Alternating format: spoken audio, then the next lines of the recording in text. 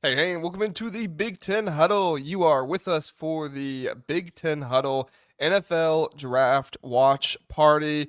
Got our guy Jeff McMichael, who's always here with us on Thursday nights, and then the addition of Zach Guggenheim back better than ever. We'll see how long he can make it. Well, you weren't feeling well last night, Oh, Zach. yeah, You were, that's right. That's right. Stomach's better. yeah, My yeah. stomach's like a steel trap. I went to Red Robin earlier today, and if you Oh, know there you anything about Red Robin, your stomach better be strong if you go there. You're over here telling people, oh, I'm not feeling well. Next day, Red Robin. Here we go. I was with my kid. I was solo dadding for a couple Uh, hours, and so Oh man, I solo dadded today from what was it? My wife left at 7 a.m. I took him to the zoo. We played outside. We got caught in a rainstorm, and then we came inside, and then my wife got home about 4:30. So look at that flex right yeah. there. That was Well, it. I That mean, was what else you gonna do as a solo dad other than get caught in a rainstorm on a walk when everybody else is preparing for the rainstorm and you're not actually looking for it? You're just like, how do I survive as a dad right now? And that happens. So, yeah. Jeff is with us as well. Jeff, did you solo dad today? So my big thing is my son, and of course, this is after I said, let's have this uh, live, podcast draft party. And then they scheduled a game against one of our big arch rivals for lacrosse. So he's on varsity lacrosse as a sophomore, Mm, playing one of our big rivals right now. Although it's a lightning delay, so maybe I'm not missing much. yeah. But super excited for this because I think I mentioned this on one of our podcasts. We did a couple pre-draft primer podcasts that are available for you to view, of course, on YouTube and X and everything. But tonight kind of marries, the passions of college football fans to see where their favorite players get drafted with the NFL, of course, which is the number one sport in the U.S. So these two together, I mean, it's just a big night for both college football and NFL. So super excited for it Well, tonight. and Jeff, we've also got married. Wiz Khalifa just rode a bike onto, is that Wiz Khalifa, I think, or Lil Jon? Somebody, a rapper, just rode a bike onto the stage. So we've got the marriage of the Tour de France and rap music tonight as well. I do So have a big TV. If I look to my left, you'll know I'm looking at the TV. So I do have a big TV to my left here. So Nice. good So we stuff. we will primarily be talking about the draft picks, but when a rapper comes on and is riding a bike, I might reference that as That's well. We got fair. Philip with us as per usual. Philip with the ILL, I and I. Therefore, you Philip says Pat Bryant going to be a draft steal. I saw a big long article about him earlier today. Now they didn't call him Larry Fitzgerald. I would have sent it to Zach if they did that, but they were praising him and said he would be a draft steal for somebody. Best hands in the draft is what the article was talking about. I think it was yesterday, actually. Yesterday when I saw that. Zach, is that too much praise for Pat Bryant? Best hands in the draft? Um, I there are probably a few others that would have an argument, but I mean, I my issue would be comparing him to Larry Fitzgerald. Okay, let's just be clear, who is like one of the top five receivers of all time in the NFL. But Fair. Pat Bryant, I do love me some Pat Bryant, and I'd be curious. He's not going to go first round, but I would like to see him go day two, late in day two. I think that could be a possibility. That would be really cool if that happened. Jeff, you're the one doing the most research here with the draft and everything. Tell us, are we going to get a Big Ten player here in the first two or three picks? You think, or you think it's Cam Ward, Travis Hunter, and then somebody non Big Ten? What do you think? Yeah, I do think Abdul Carter, number three, for the Giants. I mean, he's going top five. I'm pretty confident of that. Pass rusher like him, just stats off the chart, good character. And he did it in some of the biggest games. He played big, right? So I think that bodes well for Penn State for sure. I think the big question I had in thinking about this is, what would be considered success for the Big Ten in round one as far as the number of players taken? So just one thing I did is checked out like Pro Football Focus's mock draft for the first round. They projected 8 Big Ten players going in the first round. off of only 3 teams, by the way. To me, that's the disappointing. It's 2 Penn State, 2 Ohio State, and 4 Michigan. So that's for the 8 total. Mel Kiper, I know some people don't like Mel as a projector, but he projects 9 first-round picks, 3 Michigan, 2 Ohio State, 2 Penn State, 2 for Oregon. So he adds a 4th team there. But I do think it is disappointing for the Big Ten. The Blue Bloods contributing first-round picks isn't obvious, but we want to see some splashes of other teams in the first round, ideally. And then the other thing I'd say is over the last 10 years, the Big Ten, and by the way, when I'm giving this stat, I'm taking the current 14 traditional Big Ten teams and adding in the 4 Pac-12 teams that joined us last year and saying, what if let's assume they were in the Big Ten the last 10 years, right? So it's looking at all 18 teams over the last 10 years. The average first round number of draft picks for the Big Ten for an 18-team look is 9.2. So that, the projections are right on board with that. But again, we do believe and have a theory that the Big Ten is going to get better with NIL and other factors, which is why the Big Ten is going to get stronger relative to the SEC. So I'd love to see that, be 10 or 11 to show that projections really starting to take off this year. So I'm saying, I think 11 would be a hands down. 11 Big Ten picks in the first round would be a huge win, right? Based on historical numbers and based on projections. 10 wouldn't be bad either. Once you get into the 9, 8, that's kind of disappointing in my book. So who do you think are the teams that get a pick in the first round? Obviously, Michigan, Penn State, Ohio State should have Emeka Egbuka, Josh Simmons, possibly Donovan Jackson, Derek Harmon from Oregon going in the first round, I think, and Connerly. Connerly. Those are the two. And so, and I am not and I can't speak for you guys too, I'm not a breaking down film of individual players type of guy.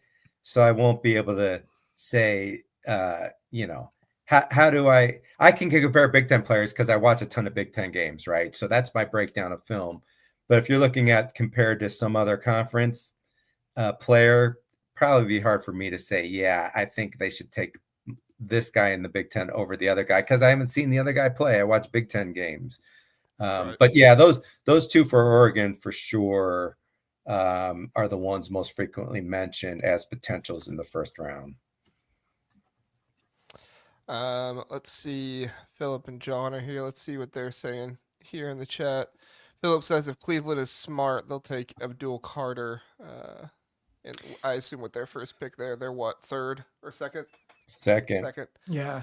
I gotta tell you, I like Abdul Carter way more than I like Travis Hunter. The issue with Travis Hunter is he's not the best at either position. Like, he's a 2-way player, but he's not the best wide receiver in the draft, and he's not the best cornerback in the draft. At least I don't think so. I don't know if you guys disagree. It's by traits for him, right? Like, he has great traits. Someone made the point, I think it was Marcus Spears made the point, and I thought it was a good one. In the AFC North, you've got to face some pretty good, particularly Joe Burrow.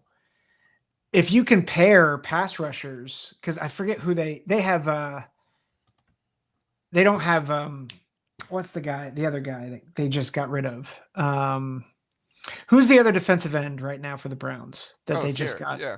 Oh, Miles Garrett. Yeah, that's right. They still have. There was talk about trading him. You have Miles Garrett. You pair him with Abdul Carter.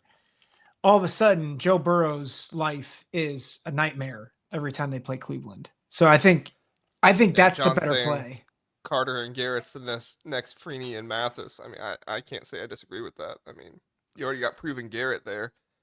Carter is close to a sure thing, in my opinion, at least from a pass rush standard. You know what I'm saying? Like, excuse me. Well, the draft has started, and we are 11 minutes in, and the first pick has still not been taken.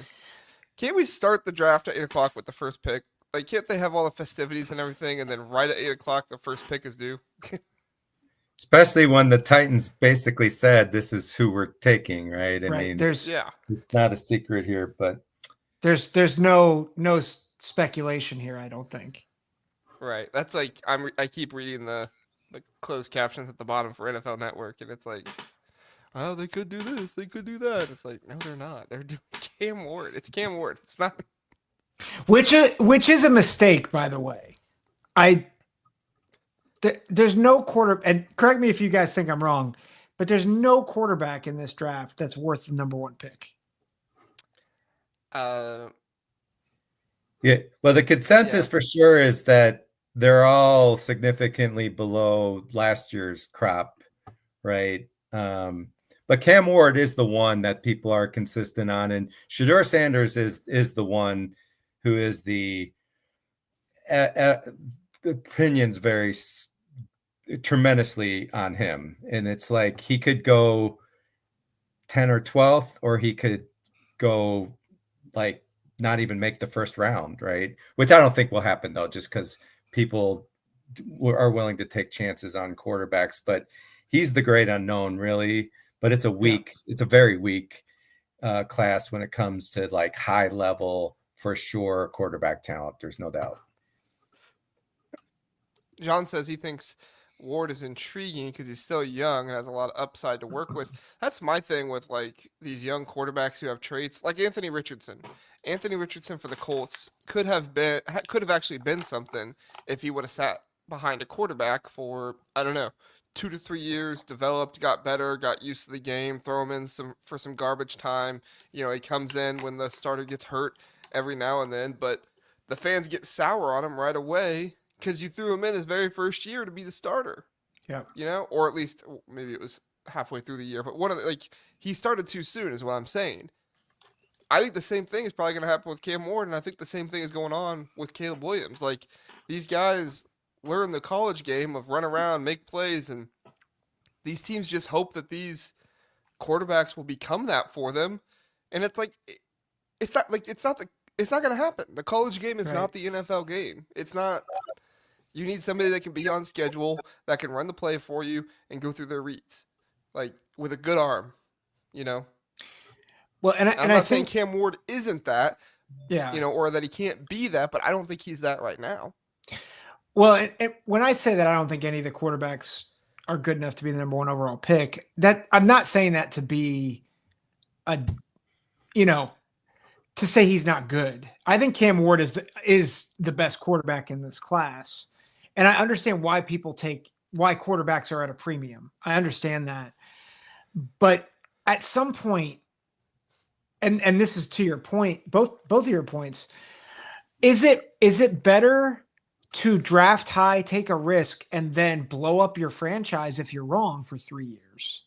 Because I feel like that's what a lot of these franchises do, is they take a chance too early on who they think is like a franchise quarterback. They ruin, and then by doing it, they ruin that quarterback's career and they set back their franchise. Yeah, what do you think, Jeff? Yeah, it's a conundrum, right? Because, you know, without a decent quarterback, you're not going to win at all in the NFL. Mm-hmm. So, and the other thing is, even the for sure quarterbacks turn out to be maybe not so much. Trevor Lawrence. Right? There's a trade. Sorry, Jeff, Cleveland? I didn't mean to cut you off. No, that's right, Cleveland. Because I think Ward went 1, right? JR, Ward went 1. Yeah, Ward went 1. Are you watching ESPN or NFL, Zach? I'm on the draft tracker. Cleveland and Jacksonville switched 2 and 5. I don't know what else Cleveland got from them, but I was gonna say, what draft tracker are you on? Because mine doesn't say that. It's the ESPN draft tracker. Okay, I'll switch over to that one then, because this one's not showing that. There. Yeah. Sorry, I didn't mean to cut you off, Jeff. No, I was just saying on quarterbacks, you know, without a decent one, you're not going to win at all. So, and the other thing is, there's literally no for sure. So there's a little bit of luckiness, if you will. And And it does make it hard for number one pick, given how difficult it is to project whether someone's going to be a good quarterback or not. But then if you have someone who's not very good, if you don't take that chance, you're not going to be good. Do you follow what I'm saying? Mm-hmm. I mean, yeah. If you have, like, the Atlanta Falcons for a while were caught in that, and that's, I don't want to call that my team, but I'm located in Atlanta, so I'm very familiar. They signed Kirk Cousins because who they had Ritter, from Cincinnati. He just clearly wasn't going to be good enough, a well below average quarterback. And with a below average quarterback, you can have a great roster, but you're not going to win much of anything in the NFL nowadays. 20 years ago, that's a little different. You could have an average quarterback and still win quite a bit, but not in today's game where you have to score more, right? The NFL and college is more about scoring in order to win. 20 years ago, you could win with defense much more than you can now.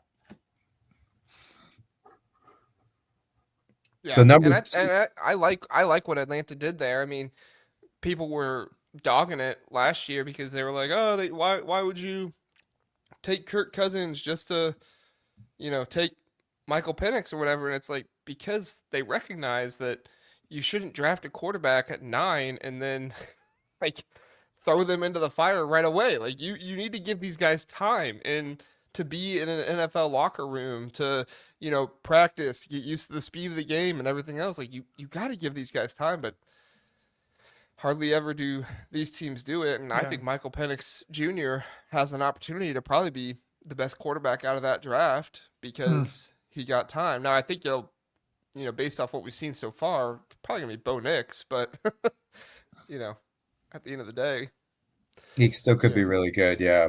Yeah, And I think the Falcons thought, could he be another CJ Stroud, right? Like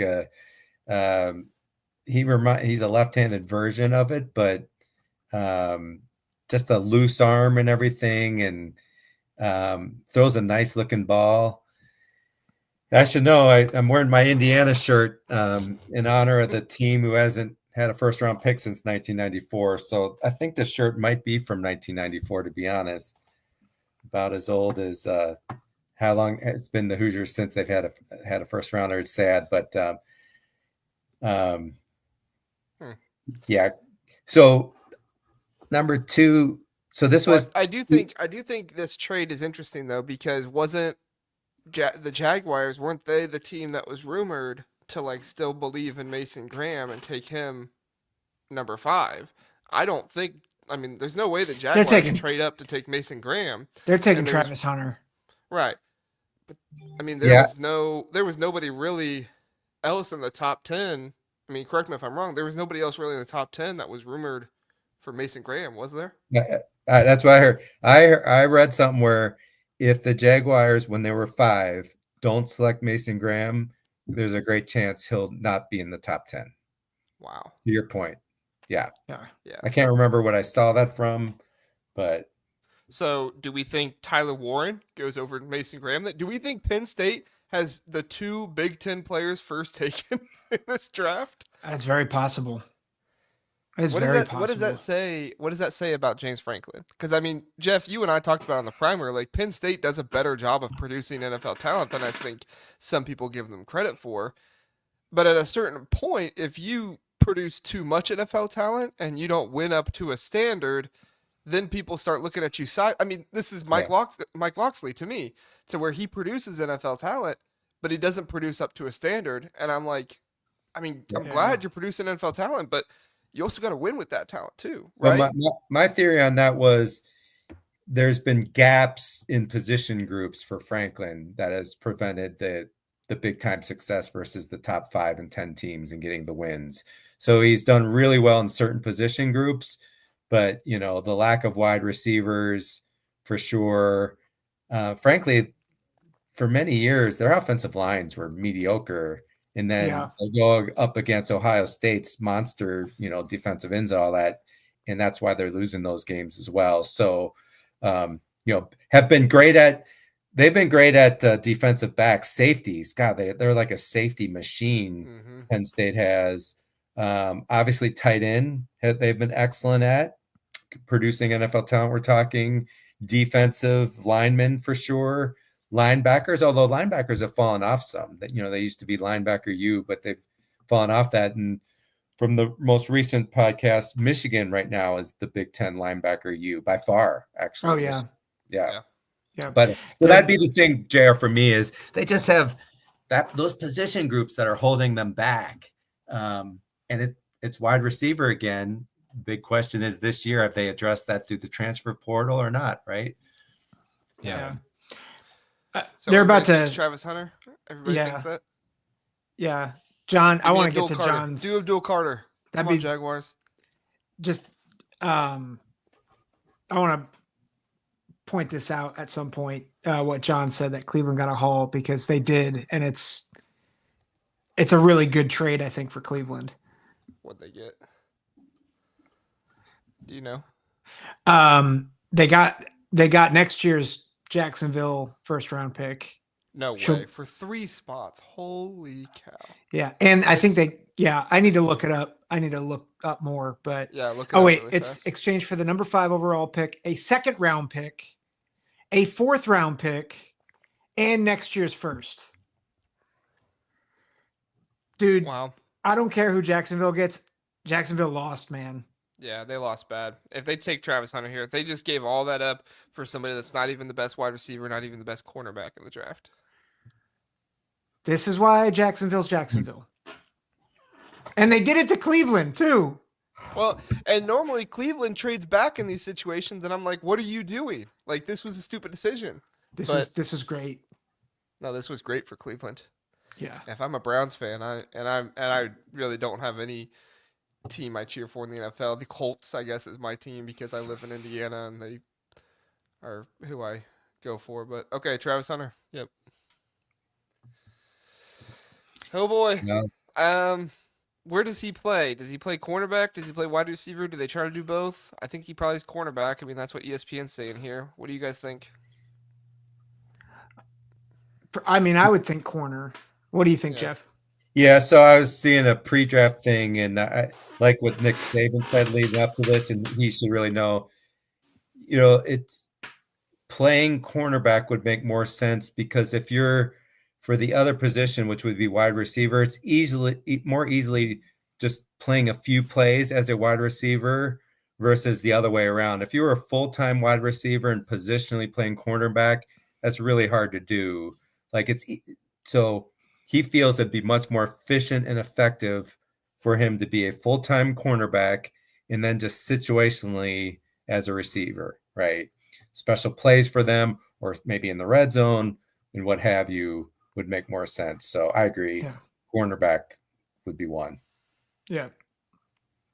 I will say I do like Travis Hunter though. Like I get a lot of flack for hating on the guy, and I have been critical of him, but I mean overall, like I don't know, like just on like he's so excited right now and everything. Like I guess some people could see it as like arrogance or whatever, but I don't know. I like him.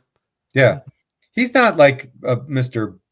He's a confident guy, which was you want your star players. Yeah, you should be. But he's not a big bragger or anything, right? And I know I don't like the idea of trying to overuse him, because I just felt, for Colorado, him playing both sides meant it doubles your chances that he gets injured and he can't play either side for you, right? Right. So and you're not going to get away with. I mean, the Big 12. We like the Big 12. It's a decent league. It's not the Big 10. It's not the SEC. Utah, though, Zach. It's Utah. They do not like us. Well, yeah, that's fair. BYU does, but yes. Well, but I'm like, he wasn't in the Big 10. He wasn't in the SEC. He certainly was not in the NFL.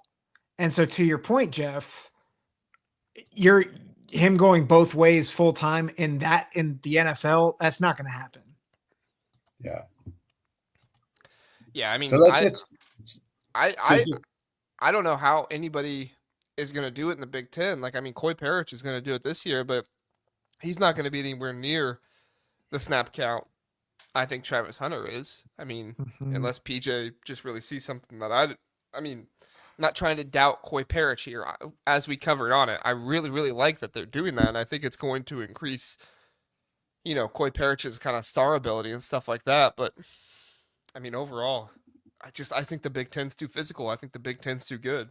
You Yeah. know, like you said, we like the Big 12. I like the Big 12 better than I like the ACC.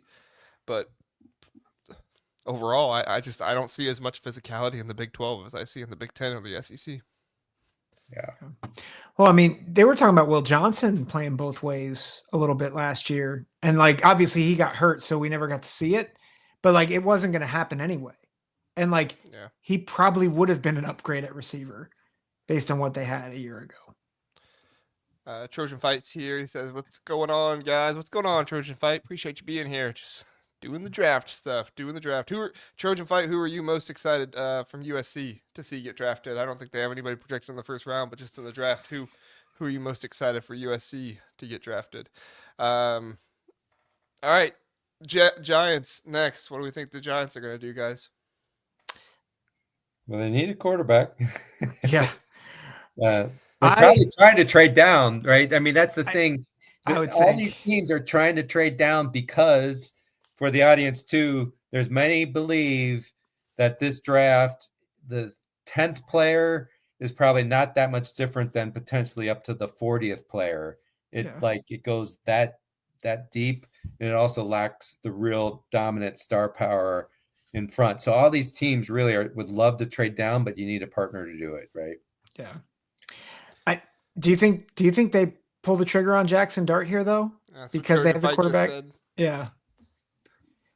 I mean, I know there's a lot of people out there like Jackson. Did you guys watch his John Gruden camp? No, I didn't. Yeah. I didn't. So John Gruden brings all these guys on and just props them up the entire time. Tells them how great they are. He did it with Will Howard, did it with Kyle McCord. Jackson Dart was probably the least propped up one. I mean, John Gruden would just be like, "Well, show me this." It was the clip of him doing the snap count. He was like, "Give me your snap count," and Jackson Dart's like, he's like, "That's it." He's like, "Yeah." He was like, "You clap? Like, give me your voice." And he was like, "I never use my voice." And he was like, "You're quarterback and you never use your voice?" Like, he was like doing audible for me, and he was like, "Oh, I would look to the sideline," and he's like, No, no, Jackson, no. Lane Kiffin's sitting there being like, "Oh well, the SEC's better than everybody else. Whatever." Well, it is Abdul Carter. It is Abdul Carter. It is Abdul Carter. Okay, all right. Yeah. Let me say this really fast, and we'll talk about Abdul Carter. I think like Lane Kiffin, he does not get as much talk about how gimmicky he is. Like there's a lot of people that think he's like a master play caller. He is one of the most gimmicky coaches in Big Ten SEC football, in my opinion. But that's just me. Anyway, let's talk Abdul Carter. We've got our first Big Ten player taken off the board. Jeff, your thoughts? Abdul Carter, third pick, first Big Ten player taken. What are your thoughts here? Yeah, I like the pick. Just looking for Penn State, this is the highest drafted player in the last 10 years since Saquon Barkley went number 2 overall in 2020. Actually, I have the year wrong on that, but he did go number 2. But mentioned earlier, I mean, defensive end, premium position, just so important in today's NFL where everyone's throwing the ball all over the field, throwing the ball more than they ever have before. Having a consistent rusher like that, and he played against really good competition, including in a playoff run where he played well, and he played injured too. He had that like shoulder injury, and he still was extremely effective. So frankly, I love the pick. Zach, what do you think? Yeah, I'm glad they didn't fall into the trap of the best player of need, but they just went for the best overall player. I think he's the best player in the draft. So I think it's the best pick the Giants could make. Yeah, I mean, Abdul Carter, obviously phenomenal pass rusher. He's going to add so much to the Giants for that. We were just talking about, what if the Browns get him? I doubted that he would fall to the Browns at 5, but for the Giants, I mean, this is an area that you have to build yourself around, right? In the NFL nowadays. And you see Micah Parsons being who Micah Parsons is.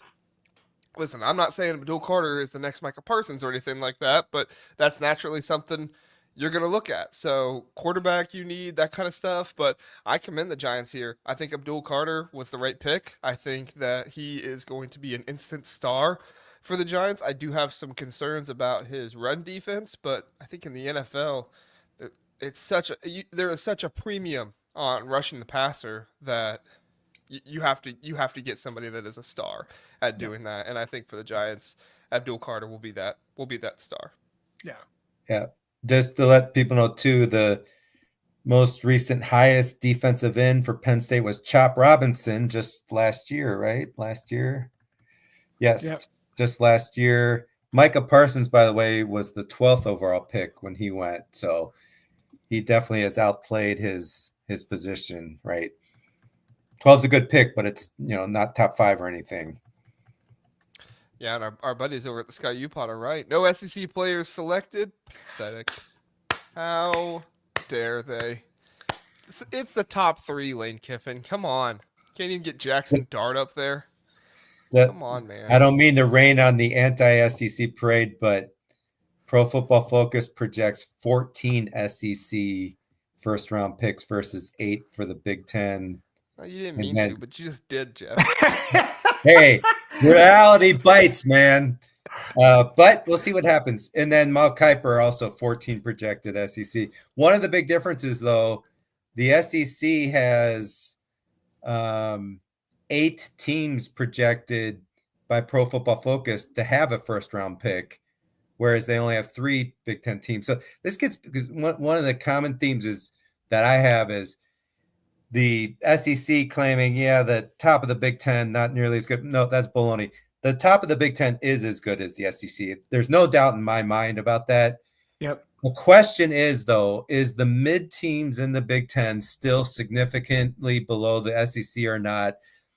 I have my doubts that the Big Ten, even though we performed well and we had Illinois beating us, South Carolina, I still need to see more evidence of that, and I want to see better performance and recruiting from those mid-level teams in the Big Ten. That's what's going to make the Big Ten strong, because we already have our blue bloods acting like blue bloods, which is key.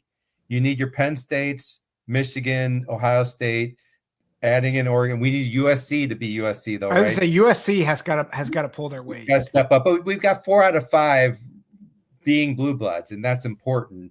I maintain the problem with Big Ten basketball. Indiana, who's their biggest blue blood, is sucked, and I went to Indiana. That's why the Big Ten hasn't won national championships, is because their best blue blood has kind of crapped the bed. Let's face it. Let's go back to Abdul Carter just for a second. I agree with John. I think Tyler Warren's the next one, so we probably got a minute here. Let's talk Abdul Carter for a little bit longer, and then we'll get to the comments here in just a second. Abdul Carter comes right after Chop Robinson. Where was Chop Robinson drafted last year, you said, Jeff? 21st pick. 21st pick. Back-to-back defensive ends drafted in the first round. Do we think Denai Dennis Sutton does the same thing next year? And does Penn State start vying for defensive end U after, obviously not overall. They've been known as linebacker U overall. But now with them moving Abdul Carter from linebacker to edge, essentially, and if Denai Dennis Sutton can be drafted high next year, who knows? Got a whole season to play.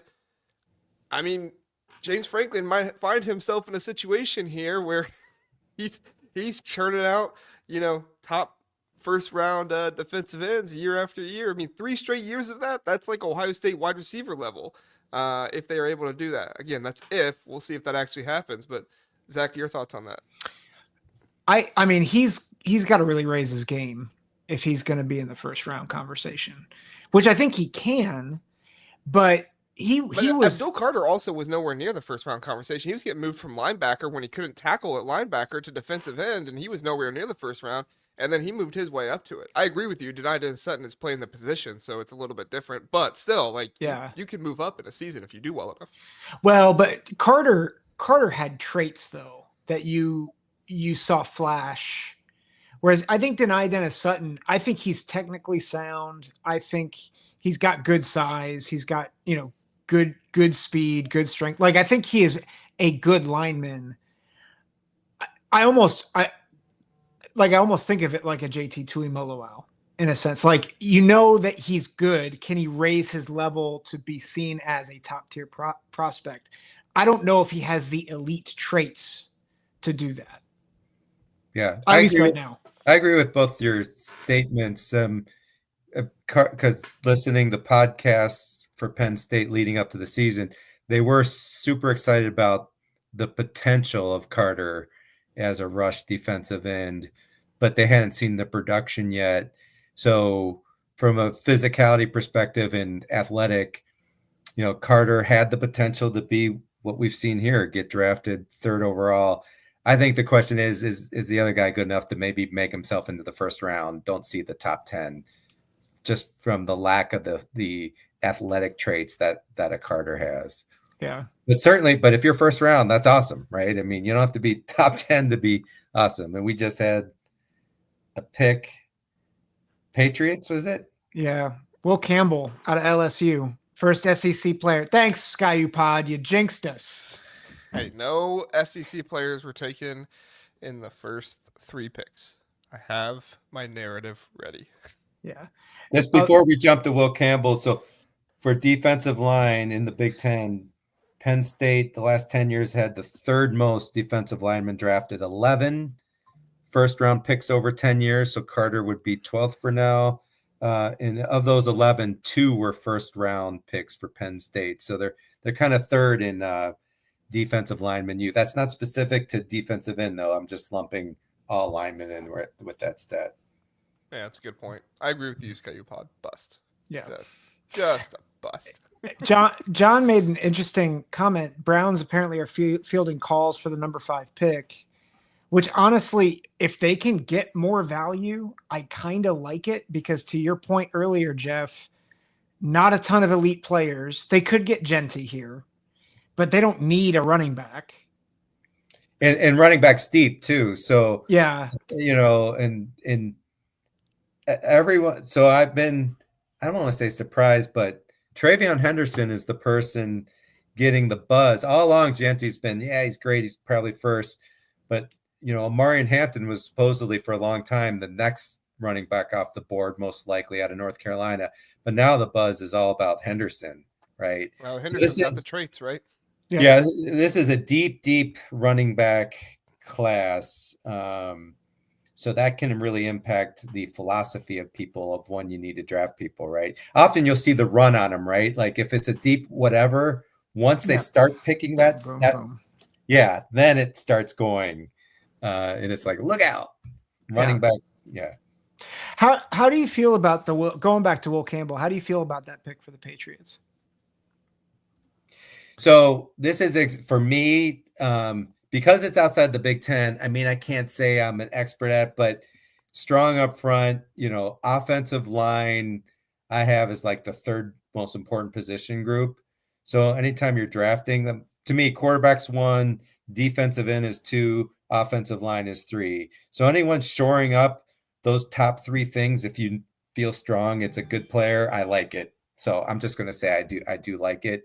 I mean, I think the Bears' problem has been for Justin Fields, for the Caleb. I mean, they're not strong up front. So you can have all everything you want if you're not blocking people. I mean, Ohio State saw that until they got that line to come together, which didn't happen until after the Michigan game when they had a chance for extra weeks of practicing.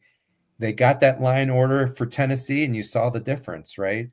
Against Michigan, that line was still a mess. People forget about that. So I do like the pick. Will Campbell's crying on screen. Bust. You can't cry on screen if you're an offensive lineman. Come on. There's no crying in the NFL draft. Yeah, come on. I'm sure he's telling a very heartfelt story right now, but it's on mute. So let me say what I'm going to say. Trojan Fight says, Will Campbell hadn't seen a mic since the trash talking before the LSU USC Vegas game. That's true. Ouch. I don't know if you guys saw that. He really had some words to say before that game, and Yeah, it did not go. I mean, he didn't allow a sack or anything, so like he played fine, but he also had 2 penalties in that game. I think he false started twice, maybe he had a holding and 1 false start, something like that. But yeah, I mean, didn't allow a sack. I just checked PFF, but still, Yeah. his pass blocking grade was not great. Only 70.9, which isn't bad, but it's also not. I'd say a little bit below averages. The other thing I forgot this, with Vrabel coach there. I mean, think of what the Titans were in with Vrabel. Like, he wants to be tough up front, right? He wants to be able to run the football. So him as a first year coach drafting a offensive lineman, not surprising. Versus going with like Pro Football Focus has the ideal pick would be McMillan, the wide receiver out of Arizona. Kind of surprised me there. But For makes who, sense. the Browns or the Patriots? Actually, the Patriots, they listed it. Oh. What do they say for the Browns? For the Because John's saying Browns, Browns select Mason Graham here. well, yeah, and the Browns originally, remember, when they were the second pick, so that's what this is kind of old information for the Browns because it's assuming they still But if had you want this Mason Graham, though, like, wouldn't you just trade down again? Yeah. Well, I wonder if they couldn't get the value they were looking for, though. Yeah, maybe. I don't know. I think I'd go with any of those teams, 6 through 10, and just say, give me a second rounder. Like, Yeah. Or even a Yeah. fourth I rounder can't see any or of a them fifth taking rounder. Mason Graham. What'd you Yeah. say? What'd you say, Zach? Is there even a third or fourth rounder? But well, yeah, the pick, we have not seen the pick. I think Mason Graham would make sense in terms of need, but Yeah, here comes Goodell right now. Well, pick. Yeah, for the original pick, they list Abdul Carter or Cam Ward going to the Browns at 2. yeah. Well, they're both taken, so let's see. Do they go with Graham? Is it? Yeah. that is It is Graham. Mason Graham. All right, Mason Graham to the Browns. I'm sure the Ohio State / Browns fans are loving that one. But look at the Browns. They have themselves their guy, Mason Graham. They did not end up taking Abdul Carter. I guess that was their plan all along, was to trade out of that and go with Mason Graham instead. So the Michigan Wolverine, Mason Graham, defensive tackle, very good pass rusher. I think I saw somebody say that they would like to see him develop some more pass rushing moves. As far as I'm concerned, he had no problem getting to the quarterback from what I saw. So maybe he needs new moves since they already know him in the NFL. But Zach, your thoughts here on Mason Graham to the Browns? Yeah, I mean, I think this is where I think we start to have what we saw on film is that he's absolutely a dynamite player. I think it's, sometimes you overthink it. And that's why I think Mason Graham went from being one of the top 5 players in the draft in everybody's eyes to, there's some question marks with his, his arm length and all these other things. And I still think Mason Graham is a top 5, top 10 caliber player. This is a position of need for Cleveland. And they're shoring up their defensive line, which, again, being in the AFC North is a really good idea. So I like the pick. I'm really glad that Ohio State never has to play him again. And I'm glad that he has to help Ohio now. So I think it's a win-win. What do you think, Jeff? Yeah, I'd say good. He was a game wrecker as a college player. I do wonder what the production will look like as an NFL player. I know he's going to be a very good player. The question is he going to be all pro type, right? When you're drafting the 5th guy, that's what you're really expecting, a difference maker. Interestingly, this is the last 10 years, second highest pick for Michigan. The first highest was Aiden Hutchinson when he went 2 to Detroit. Mm-hmm. After that, you look at Devin Bush Jr. to Pittsburgh as the 10th pick at linebacker, and then J.J. McCarthy went 10th also. The last 10 years, Michigan has only had 4 top 20 picks, only 4. So this is a big deal for them. They've generated a lot of draft picks, like they're second to Ohio State. But the difference is Ohio State has had much more top 10, much more much more first round picks as well. So, you know, it's a big deal. It's a bigger deal for Michigan when you have top 5, 10, any first round pick. Just from a recruiting perspective, it's huge. You know, they're already, you could see that in the recruiting they're doing on the defensive line.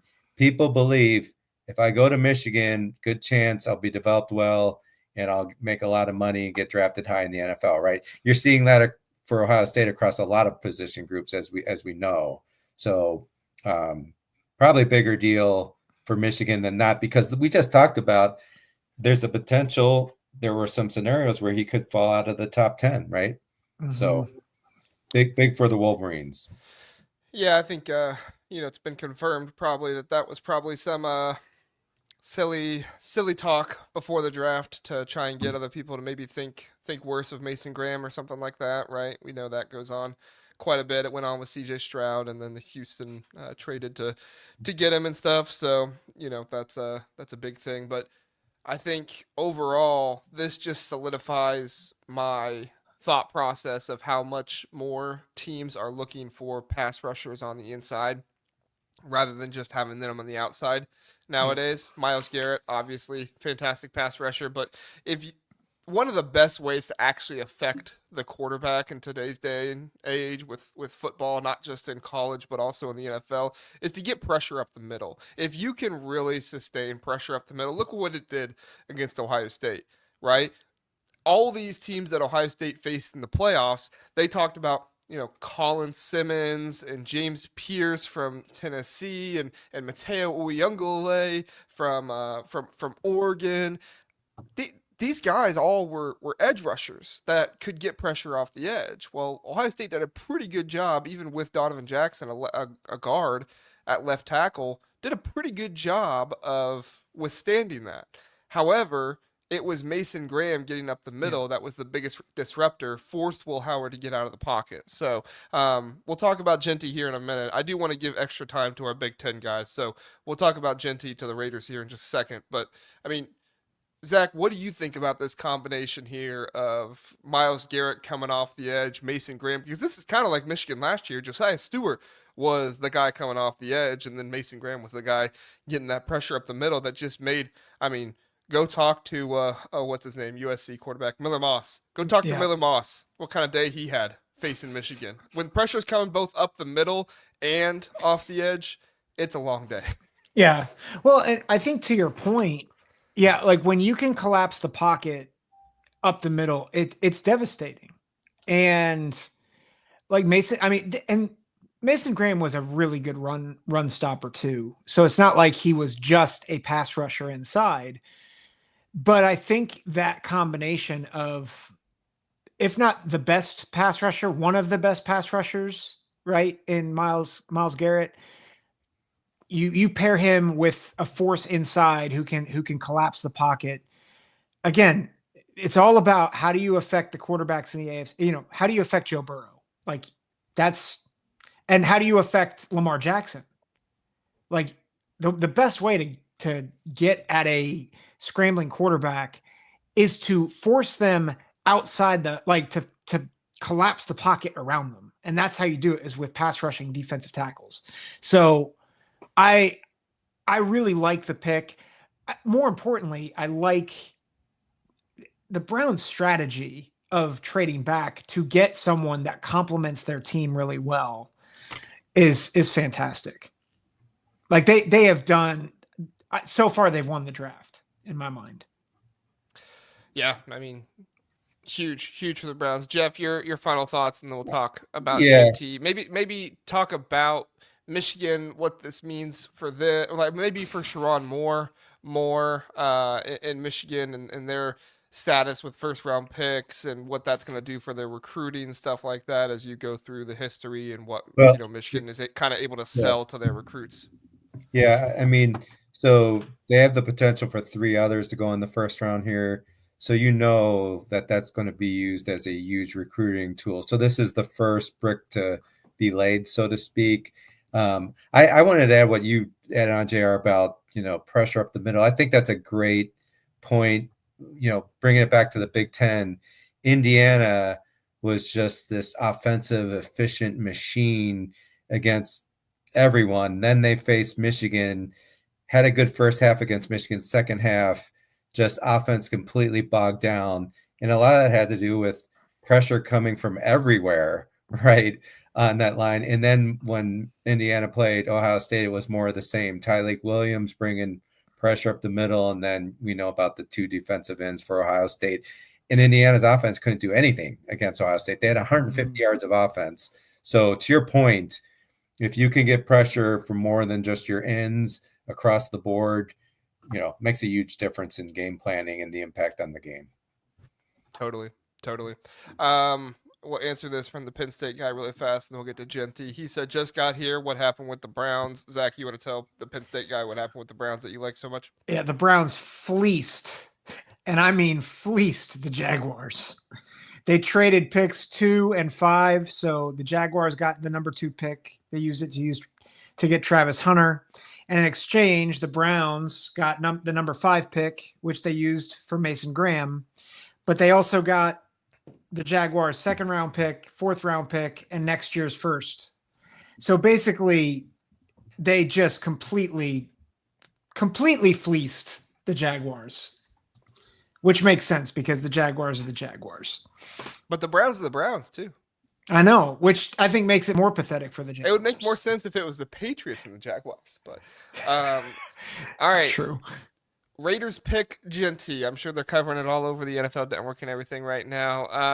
To me, it seems really early to take a running back. I understood Bijan Robinson because Bijan Robinson kind of doubled as like a slot guy type of stuff. And I thought that would be one of the reasons why Donovan Edwards would possibly be a top 10 pick at some point, because Michigan would be able to use him not only in the backfield, but in the slot and a few different ways. They kind of refused to do that. They just kind of lined him up at running back. And I don't know if that was something they saw in practice or what. I'm not trying to say Michigan should have done anything. Well, yes, I am. I said that during the season. They should have done that. Anyway, what are your thoughts here on Jeanty? A pretty traditional running back. I mean, he can catch the ball out of the backfield, but I mean, he was playing group of 5 teams. He did have 100 yards against Penn State, but I would argue for most of that game he was held in check. He had a few good runs that kind of got him over that 100-yard mark, but I mean, you didn't see the consistency out of him against Penn State that you saw, and really a lot of running backs don't have the consistency against Penn State because they were a really good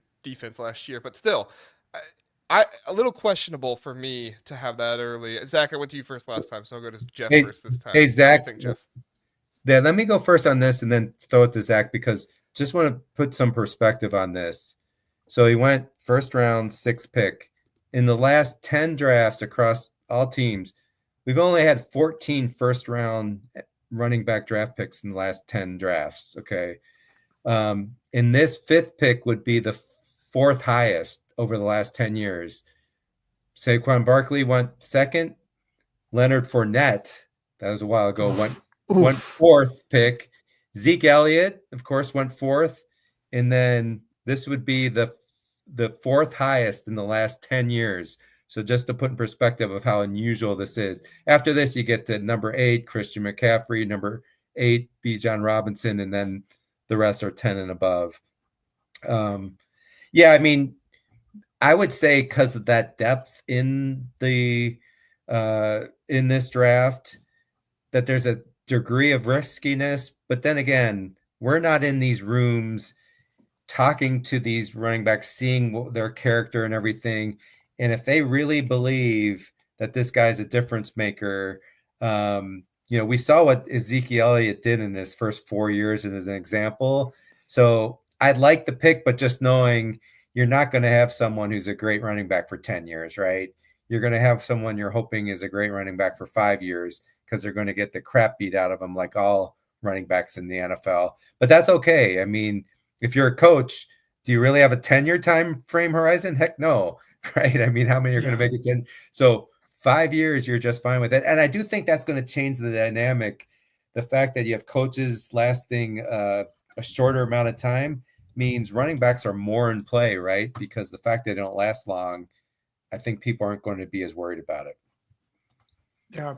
FYI, Jets just took Armand Membo, who is now the second SEC player to go in the draft, second offensive tackle, which actually could bode well for some Big Ten players on the board to maybe sneak into the first round. Guys like Jimmy Simmons or Josh Simmons, even Donovan Ariante Jackson. Ariante Ursary, who's one of those non-blue bloods that has had some success in the first round. I think to your point, Jeff, about running backs, this is the thing about Ashton Jeanty. Everybody in that draft community seems to think he is a level above everybody else in this class, which I don't think I disagree with. I think there's some good things. One, he's 21, so he is young. He's not like a 23 or 24-year-old back who's been in college for a while. Like he's a young guy. The thing that I'm concerned about, though, is I felt like a lot of his yards came by going through guys and not necessarily making guys miss. And you can do that more easily in the Mountain West and like in college in general. It's a lot harder to run through guys in the NFL. And I am concerned that some of his best traits won't translate as well to the NFL. Like I actually think TreVeyon Henderson, and I realize I might sound like a homer here, but I think some of TreVeyon Henderson's traits actually translate better than Ashton Jeanty. But I feel like as an overall prospect, I think Jeanty is the best running back in this class. And I can understand because the Raiders need a running back, but it is a little risky to take him at 6. I just think there are so many running backs like Jeanty. Like you could have got Quinshon Judkins. You could have got a Marion Hampton. You could have got a number of running backs like Jeanty. TreVeyon Henderson is the guy, like a Bijan Robinson, that has that explosive ability, the ability to not only line up in the backfield, but to line up elsewhere for you as well, use him as a weapon in different ways. Again, it's the traits thing.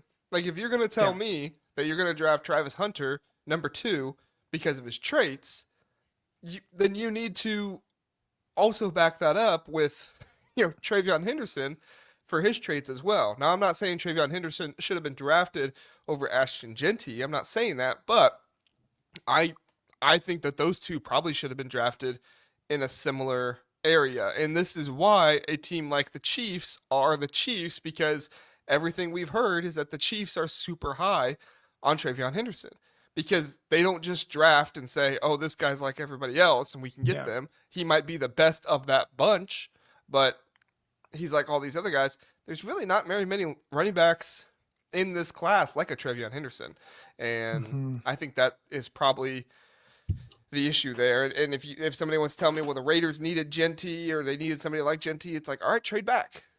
Yeah. Trade back then, because you could have gotten a Quinshon Judkins or somebody else. So the Missouri offensive tackle is drafted by the Jets. John is very happy about this. Continues his search for Tyler Warren to get to the Colts. As a pseudo Colts fan, I would enjoy that as well. I was looking at the athletic scores they threw up on the screen, and Ariante Ursary is up there. I think he is top 5 in addition to Armand Bobo, however you pronounce his name. Sorry, I did not practice the SEC names to pronounce before we came on here. But I do think this bodes well for Ursary. Could sneak into the end of the first round. Would be good news for them, and also Josh Simmons and Donovan Jackson from Ohio State as well. What are your thoughts, Zach? Yeah, I think Ursary and Simmons are both in play. Todd McShay I know you were asking more about Ursary, but I'll just talk about Simmons real quick. Todd McShay had mentioned that there were a couple of GMs that had Simmons in that top 5 overall pick range, but that was the injury that people were concerned about. They clearly weren't in the top 5 of the pecking order of the draft, but in terms of their big board, that's where they had him. But I think to Jeff's point earlier, if there is a run on offensive tackles, that really bodes well for guys like Simmons and Ursery. And I think you could see it because already two guys are taken. If you look at ESPN's big board, I think they had Membo and Campbell 9th and 14th overall. And we're not even at pick 9 yet. So they're going earlier than people expected in terms of overall rank. Oh yeah, and aren't offensive linemen like one of the best at not being busts, essentially? I don't know if you have that, Jeff, at all, but I mean, I think I've heard that before. Like when you draft an offensive lineman, they're one of the positions that's, pretty much guaranteed to not be a bust. I don't have anything on that, but it is less risky. Do have this kind of falling. So this is on Kuiper's picks. He had Membo going to the Jets at 7. And he does point out, and as Ohio State fans, you'll like this, they did sign Justin Fields. He has not had great protection in the past, so that's good for someone like a Fields. Yep. So, yeah, and again, going back to what I have said before, offensive line being a premium position, I'm almost never going to be saying it's a bad idea to draft a high-level first-round pick offensive lineman. Agreed. Doug Shepard's here. He says, just got here. I missed any Buckeyes drafted yet. No, you have not. I don't think we'll get any Buckeyes. I mean, probably the first 15 picks, probably not even the first 20, but I hesitate to say top 20 because we just had 2 tackles drafted early, and Josh Simmons is number 23 on ESPN's big board. So I think he is the next he's the next offensive tackle after Armand and Will Campbell. So if there is going to be a run of offensive tackles here, it'll probably either be Josh Simmons or Kelvin Banks Jr. next. I was not impressed with Kelvin Banks Jr. against Ohio State. He did not well play against well. Michigan. What'd you do? I said he did not play well. Against Michigan he did well, and Michigan did have a good offense or a good defensive line pass rushing. So, who's that pick for Carolina? It's Ted McMillan. Oh, okay, Ted McMillan. I think that's a good pick. He's if not the best, second best wide receiver in this draft, I would say. I think he's overrated. You think so? Yeah. Oh, okay. Give us your thoughts, Zach. Tell us why it's a terrible pick. I don't think it's a terrible pick. They need a receiver. I just don't think there's. I have a hard time. Aside from Travis Hunter, I'll just put it, who has elite traits, I don't see a receiver that has traits that justify a top 10 pick. And I think if you're going to pick a receiver in the first round, I think Ibuka is actually the most solid receiver you can get in this class. He's the highest floor, not the highest ceiling, but he has the highest floor. Yeah. And dudes don't get drafted based on their highest floor in the top 10. It's true. Yeah, I don't think get drafted in the top 30 for their highest floor. You know what I'm saying? Yeah. And I don't think Ibuka should be a top 10 pick. I just don't think there's any receivers in this class where you're like, I think McMillan's getting drafted for his size. Yeah. Which makes sense. Like that is a trait. So that is an elite trait, I guess. But I think other than that, I have a hard time seeing that as I don't know how productive he's going to be. I think that's the big thing that I see. Trojan Fight says, was T-Mac the best wide receiver available? You guys just tell me quick yes or no, really fast. Don't even give me any analysis. Just quick yes or no. Ted McMillan or Matthew Golden? Neither. No. Neither. Okay. Okay, I guess I should ask this way. Is Ted McMillan better than Matthew Golden? Yes or no?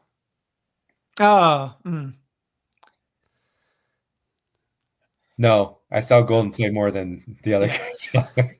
I liked Matthew Golden a lot. I don't have strong.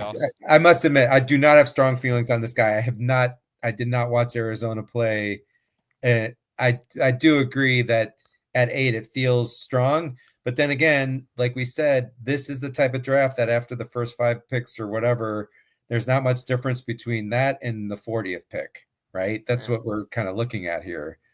So I think Golden has the most room. I think he could end up being an all-pro at wide receiver with some of his traits. I like Golden over McMillan. This is the kind of content I'm here for. Explain it. 1 hour in, 8 picks down. The NFL really knows how to milk this. Yes, it's true. I totally agree. Yeah. I was just looking at the clock. I was like, oh my gosh, we're an hour in and 2 Big Ten players taken. Come on. Help me out here. Just so you guys know too, so New Orleans coming up, that's the first potential where Shadur Sanders It's gonna be dark. Could Be dark. So that'll be interesting. Not Jalen Walker. They don't want to. Jordan. They should pick Jalen Walker. They should. Kuiper has Sanders going Colorado. Kuiper felt Carolina was going to go with Jalen Walker, linebacker, Georgia. So much different than drafting that was Carolina though as an 8th pick. Sorry. So we kind of touched on this earlier while we wait on the Saints pick. It says the pick is in, so we'll go quick. But Marcus Spears said today that the edge is just as important as QB and position overall. That's crazy. I don't think it's just as important, but it's pretty far up there. And with our conversation at the beginning, I don't know if taking a QB in the first top 10 picks, if they're not anything surefire, is the best idea. So, I wouldn't say it's just as important as QB, but it's probably second most important position. Yeah. That and offensive tackle. What did you say? To his point, take it. It's just as important. That means it's as important. So that is crazy. I agree with you, Penn State guy, but I don't disagree with JR saying it's really important. Like, it's up there with offensive tackle in my mind. Yeah. I would say this year it's just as important, if not more, to draft an edge. Well, particularly Abdul Carter, but yeah, I think in general, quarterback is is definitely the most important. Yeah, that's a good point though. This year could be could be a little different. All right, let's Kelvin see what Banks. the Saints do. Kelvin Banks. Wow, so he was below Josh Simmons on the board. Who's next? The Bears. The Bears out of an offensive tackle. What's their offensive? Oh my gosh, the baby. Oh no, the girlfriend. Oh no, the poor baby. She almost dropped the baby. Oh no. She was celebrating. He got drafted. And she was holding the baby. Yes! Oh. I'm glad the baby's okay though. I'm glad the baby's okay. We can only laugh. I am shocked that Kelvin Banks got picked before Jalen Walker. Jalen Walker's a dude. I mean, he's really good, but I don't think linebacker, unless you're an edge, I don't think linebacker is as big of a need. Like linebacker is kind of like running back nowadays, where it's like it's not as big of a need as it once was, right? Well, like don't they see Jalen Walker as an edge though? They have him as linebacker on ESPN, so maybe. Yeah, they have Mikael Williams as an edge, James Pierce as an edge, but Jalen Walker as a linebacker. So I don't know. Maybe some NFL team will see him as an edge. Maybe not. I don't know. Linebacker really is more the consensus. He could rush off the edge, but yeah. Yeah. If that's the case, then I withdraw my criticism. We've got an Oregon fan and a USC fan in the chat now, and they'll go at it a little bit. That'll be fun. I say Oregon can't be happy losing a recruit to Washington, a big recruit to Washington, 5-star offensive tackle. Yeah, that was crazy. Jed Fish in his bag. Mm-hmm. So now, sorry, go ahead. The Bears coming up is interesting because Tyler Warren is who Kuiper has with the 10th pick.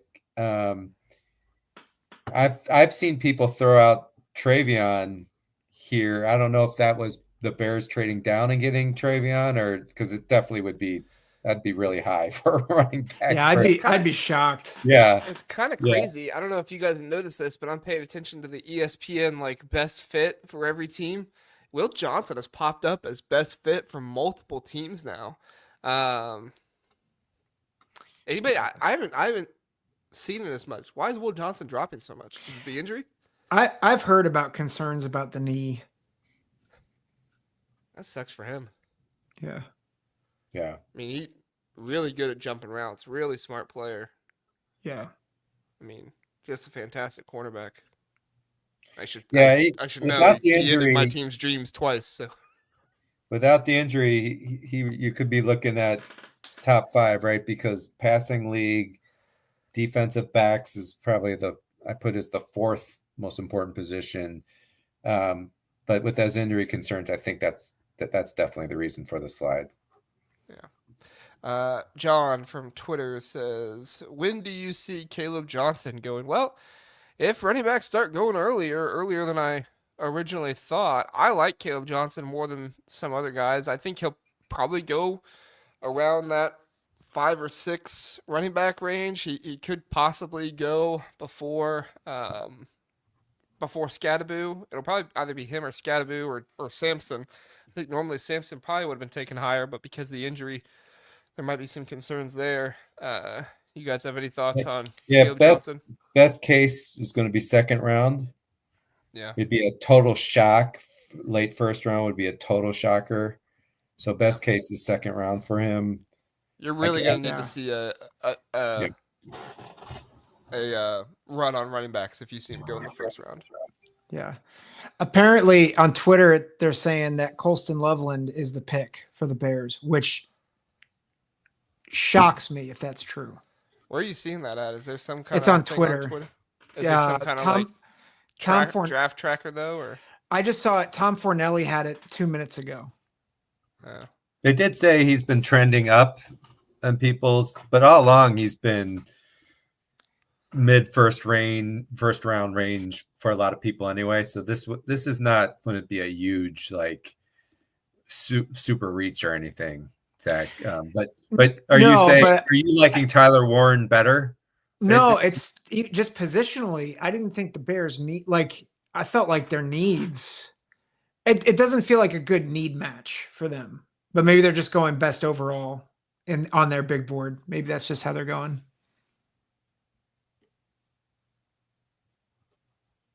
Philip says Bears need trenches. I've seen other people say that too. I wouldn't be surprised if it's an offensive tackle, but I mean, I don't know. Colston Loveland would seem like a mistake for me, not because of the player, but because of the fit. Let's see. Same. It's not on ESPN yet, but they're announcing it right now. Let's see what do you guys think of Loveland as a blocker versus? He's more of a pass catcher in my mind. Versus Tyler Warren. Yeah, which one do you think is the best blocker? Oh, that's a good question. Yeah, it's tough because you have to isolate them, be looking at them as you're watching the game, right, when they're not getting the ball to really judge that. So, which is something you usually John says it is Colston Loveland. They're really drawing this out. They're doing some 50th anniversary. Oh, the Walter Payton. Okay, I guess he does deserve some time. Not when we're an hour and 15 in, and we're not even a third through the draft. We're gonna be here till midnight. We know this. Philip finally gets his wish for a 4-hour podcast. He gets it. Charge and Fight is saying stat comparison between the two. I mean, there's not really blocking stats. I could pull up PFF, but Tyler Warren had the better reception stats this year, just purely based off quarterback alone. Just about any tight end was going to have better receiving stats. Penn State last year than Michigan. Oh my word. Yeah, I do think. Yep, Colston Loveland. I do think, and this is a little bit of a hot take because I like Tyler Warren a lot, but I think when Loveland was healthy, I thought he was a little bit better. This is the question, and this is my question for when we get to Warren was a lot of his production because of scheme and because of Aller's inability to read coverage at times. Let's hit on that when we get to Warren. Let's talk Colston Loveland now. Colston Loveland, pick number 10 to the Chicago Bears. Caleb Williams gets himself a weapon at the tight end position. There's some thought that maybe the Bears would have taken Jeanty at 10, but he goes to the Raiders. there was some thoughts that maybe the Bears would take an offensive lineman, but they elect to go with the tight end instead. What are your thoughts here on this pick, Jeff? So I'm going to give perspective on it first. So last 10 years, only 9 first-round tight end picks across the board. Let's see. Past 10 years, you said? Past 10 years across all teams in the entire draft, only 9 first-round picks. And in the last 5 years, the last 3 years, there's only been the last 4 years, there's been 3 total picks. 2022, wasn't even any drafted in the first round. So only 3 first round past the 4 years. So the fact that we have 2 first round gradable consensus first round picks is impressive, both from the Big Ten. I think that's something to be proud of for sure. And only Iowa has a first round pick. That was the 2 first round picks that we talked about in that was the year TJ Hawkinson and Noah Fant, both for Iowa, went in the first round for tight ends in the same year. So this is kind of unusual territory. It depends on the scheme, right? If you've got a scheme that uses tight end well and leverages it, it can make a lot of sense. I'm not familiar with the Chicago Bear current coaching staff and everything, but if they are the type that is going to strongly leverage a tight end, I think it can make a lot of sense. I was asking about blocking earlier just because, if he's not that great of a blocker, I don't love it. If he's a good receiver, which he is, and blocks well, then I think it's a really good pick. But that's the dimension I just don't know. I just don't know about his blocking ability. Colston Loveland from Idaho, correct? Do we know Where that for he sure? came from? I think he's from Idaho, correct? Yeah. Yes, Goody in sure. Idaho. Yeah. He just had the most Idaho house I've ever seen that they showed on screen. So Colston Loveland, you are totally living up to the Idaho lifestyle. I love it. Congratulations, Zach. Your thoughts on Colston Loveland? Yeah, one thing I was kind of researching just what other people had said about his blocking, and a couple of different folks had mentioned they like how he is a second level blocker, and he's shown the ability to beat linebackers and safeties to a spot in the box. And so I think they see potential in him continuing to progress as a blocker, both in the run game, but also, in the run game, but he's also a dynamic receiver out there. So for them trying to expand on Williams' passing game and give him more weapons, I'm changing my tune a little bit on this pick. I think it's a good pick.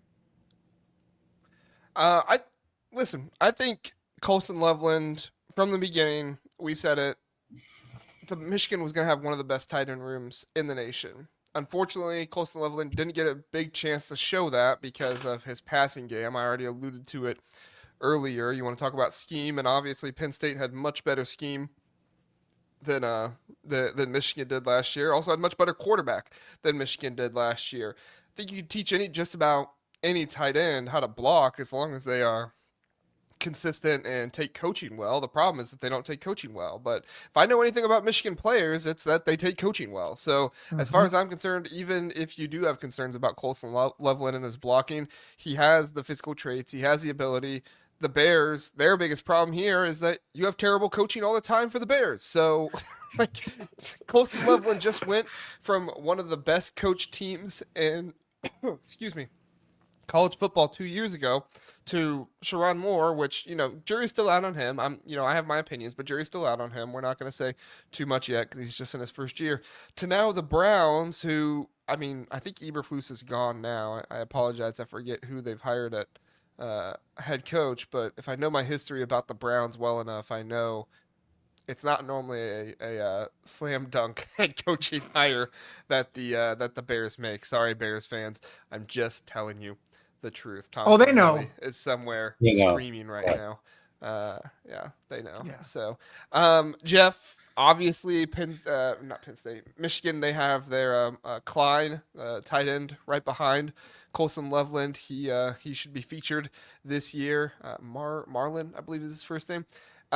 This bodes well for Michigan in the future with their draft picks overall, but also the tight end room, like you talked about with Iowa and everybody else. Could we see Michigan start becoming more of a tight end centric place in the NFL draft and get more of a reputation for that? Yeah, I mean, just looking at their history, they have the last 2 years had tight ends drafted. The last 2 years, I don't have their names right in front of me. So there's 4 teams in the last 10 years with 5 picks, tight ends picked in the Big Ten. So it's Iowa, Penn State, Michigan, and Ohio State.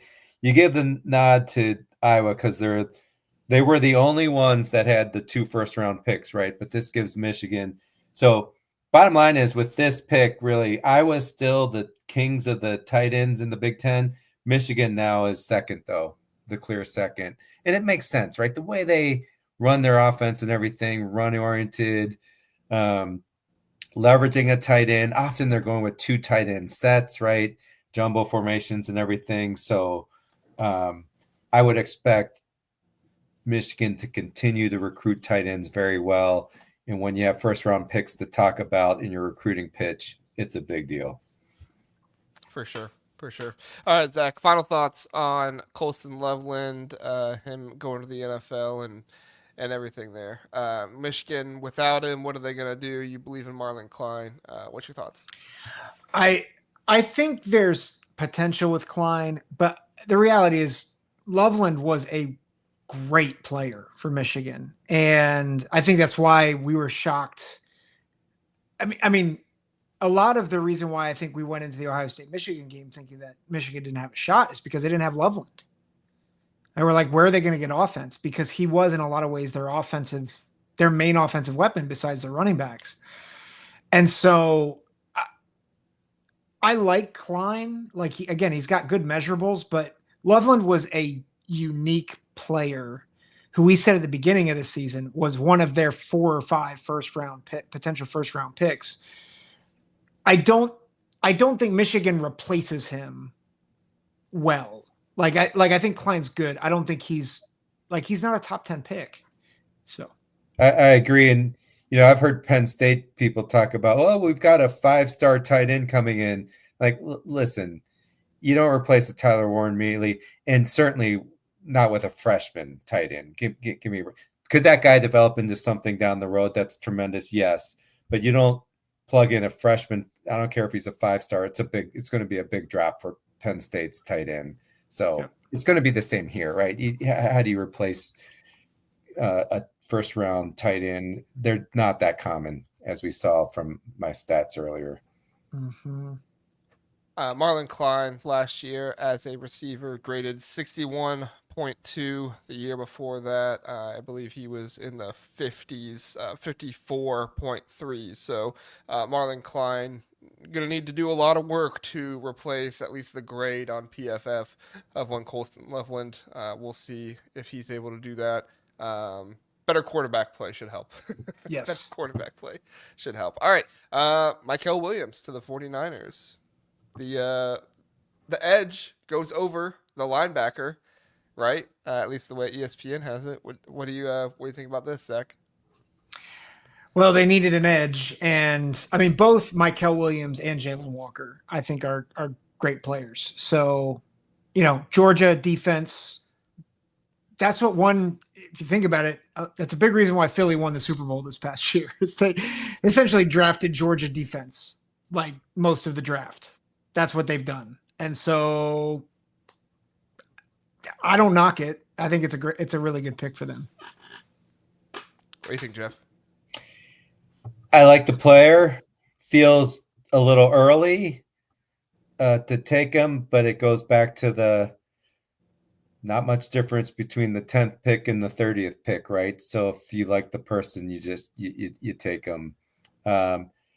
I'm located in Atlanta, Georgia, so it's also hard to dispute how well Georgia players play in college and at the NFL level, and especially linebacker.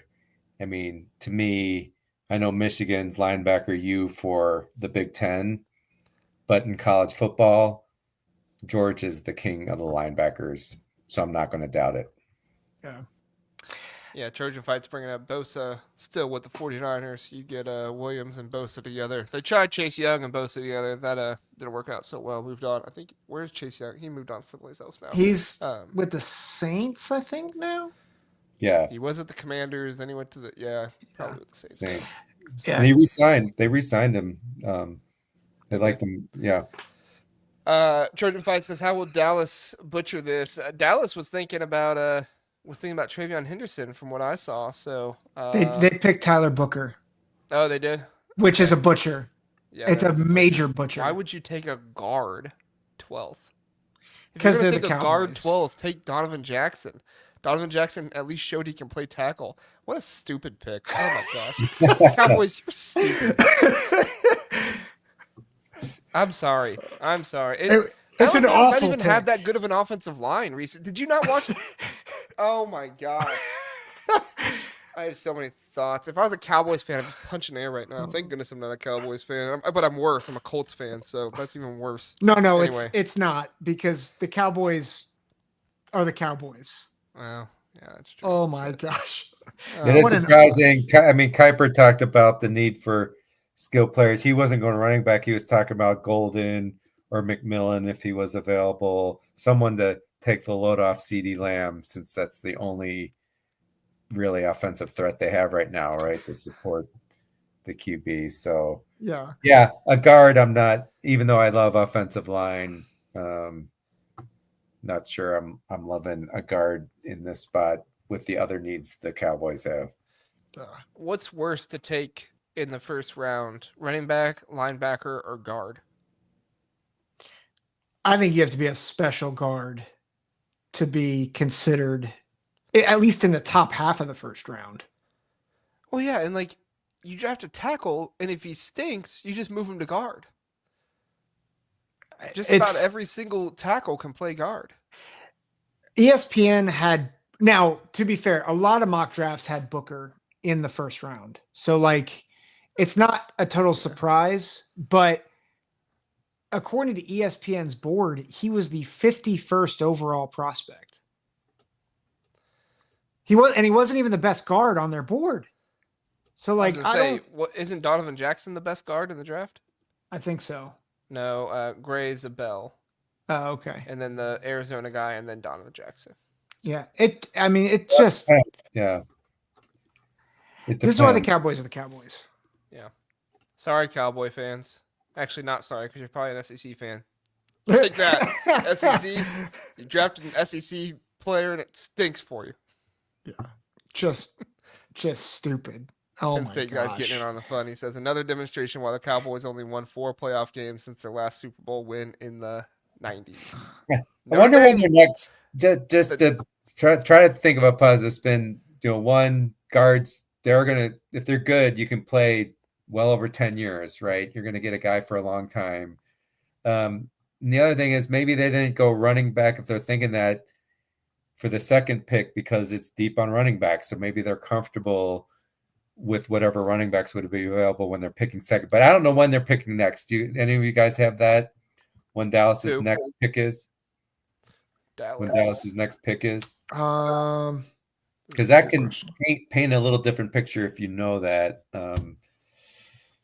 But they have. I still don't love it, but I'm looking for signs of why that could make sense for them. They have the 12th pick in the second round. Yeah, the 44th. Okay, pick. so they're still. But if they are thinking running back in the second round, you are going to get a good running back given how deep it is. Well, you're likely to get a good running back, I think, unless there's an early second round run on running backs. Yeah. Yeah. I don't know. It's a weird pick to me. So, let's see.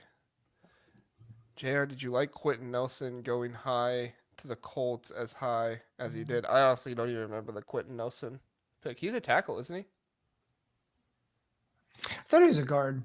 Maybe he's a guard. Yeah, I honestly don't remember. I probably hated it, though. If it's a guard, I probably hated it. But, like, that's my thing, too, is, like, even if they perform well in the NFL, it's like, but you could have taken him later. Like, I think that's part of the issue sometimes in the first round. People, and I'm not saying the Penn State guys doing this. I'm saying sometimes a team or fans of a team will say, well, but they played well. And it's like, okay, yeah, they played well, but could you have taken them later? Like, Yeah. it's about value. Right. Like, could you have taken CJ, not CJ Stroud, somebody else? Could you have taken somebody else sooner in that situation and they would have played well? And you could have got Tyler Booker and you could have got this guard. But, yeah. Well, if my stats are right, the last 10 years, there's only been 7 guards taken in the first round. Does that seem right? That's less than tight ends. That seems right. I mean, that shows you how low this is and why we're not enamored with it. Let me just check my query here. Well, it's also the SEC, so we got to crap on them, Yeah, and there's no Big Ten guards taken, but in the past 10 years, there's no Big Ten guards taken in the first round. Wow, that's kind of crazy. Round. With how good offensive lines have been in them. The Quentin Nelson, by the way, was 6th pick overall. He's the only top 10 guard pick in the last 10 years was Quentin Nelson. After that, you'd have to go to Jonah Williams with the 11th pick for the Bengals in 2019. Yeah. So this is unusual. I mean, a guard first round pick. Not very frequent. Yeah, see, I hear that, and I'm like, who could they have gotten instead? And taking Quentin Nelson. Yeah. Because, like, okay. They could have gotten a lot. It's great that Quentin Nelson has had a good career for you as the Colts. How much is he really? Like, what if you took a quarterback and he had a great career? What if you took an edge rusher and he had a great career for you? Like, more impactful players, Yeah. Anyway. This is the third. Think about it. This is the third highest guard pick actually in the last 11 years. My stats were 10, so this is the 11th year. Third highest guard pick in the last 11 years. Yeah. We have another Big Ten guy going off the board. Kenneth Grant going to the Dolphins. Wow. Hail to the victors. John's gonna be really mad if Tyler Warren doesn't go to the Colts. I've really been vying for this. All right. Kenneth Grant to the Dolphins. Kenneth Grant, obviously very athletic, huge size, the athleticism to go with it, run stuffer up the middle. I think that the Dolphins are going to be very pleased with this pick. He's not quite the pass rusher that one Mason Graham is, but he doesn't have to be because he's that run stuffer up the middle. He can get to the quarterback as well. Very versatile player. Zach, we'll go to you first on this one. Your thoughts on Kenneth Grant to the Dolphins? Well, it's a position of need. They need defensive tackle help. And he is like your big plug up the middle guy. And so I like it. I am a little surprised that he went this high. I think another name on the board was Derek Harmon, obviously another Big Ten guy from Oregon. Yeah, but I like Kenneth Grant better than I like Derek Harmon, don't you? My concern with Grant is his not his durability in the sense of health, but his fatigue. Fatigue, yeah. Like he would get fatigued pretty easily, and I think when Grant plays, hold on. Literally in the little thing where it gives you the bullet points on the player, one of the bullet points was just destroyed USC. I mean, there's only player comps there, All-American or something there. Nope. One of the bullet points was literally destroyed USC. Sorry. I saw that. Sorry, Trojan fight. Zach. Yeah, sorry, Trojan fight. Go ahead, Zach. I think when he's fresh, he might be the best disruptor in the class. But the problem is that he's often not playing fresh. And so you need to rotate him. But I think he's a really good player. Trojan fight said triggered. Yeah, don't go back and watch the tape. We saw a Trojan fight. Sorry. And Exploring with Ben and Sam says, "Don't you dare speak poorly of Harmon." Don't worry, we'll sing his praises when he's drafted. Listen, I got to get Harmon out of the brain. What he did to Quinshon Judkins on that play in the first game, that was he's so good. That was amazing. Jeff, your thoughts on Kenneth Grant to the Dolphins? Well, my comment is, how in the hell did Michigan lose 5 games? I don't care how bad the quarterback was. So I wrote an article before the season started that Michigan is not going to fall off the cliff. And most people didn't think so. Like the real people that know ball had them as top 10-ish. We had them in the Big Ten championship game. We were right there with you, Jeff. Yeah, yeah. And I know the quarterback was bad, but I think it's a little overdone how bad he was. I mean, I just still don't understand how that defense, and at times we saw how great they could be, like against Ohio State, although they got some help with play calling, but there are a lot of circumstances that led to that too. But so that's all my comment would be. I don't have an issue with it. Defensive line support. We talked about if you can bring pressure, JR. I really liked your insight earlier, not just from the defensive end position, but up the middle, force the double teams, and that can create, room for your defensive ends to be one-on-one and really get to that quarterback. So I'm fine with it. I think Michigan fans sometimes, they'd had that great end to the season, but I still give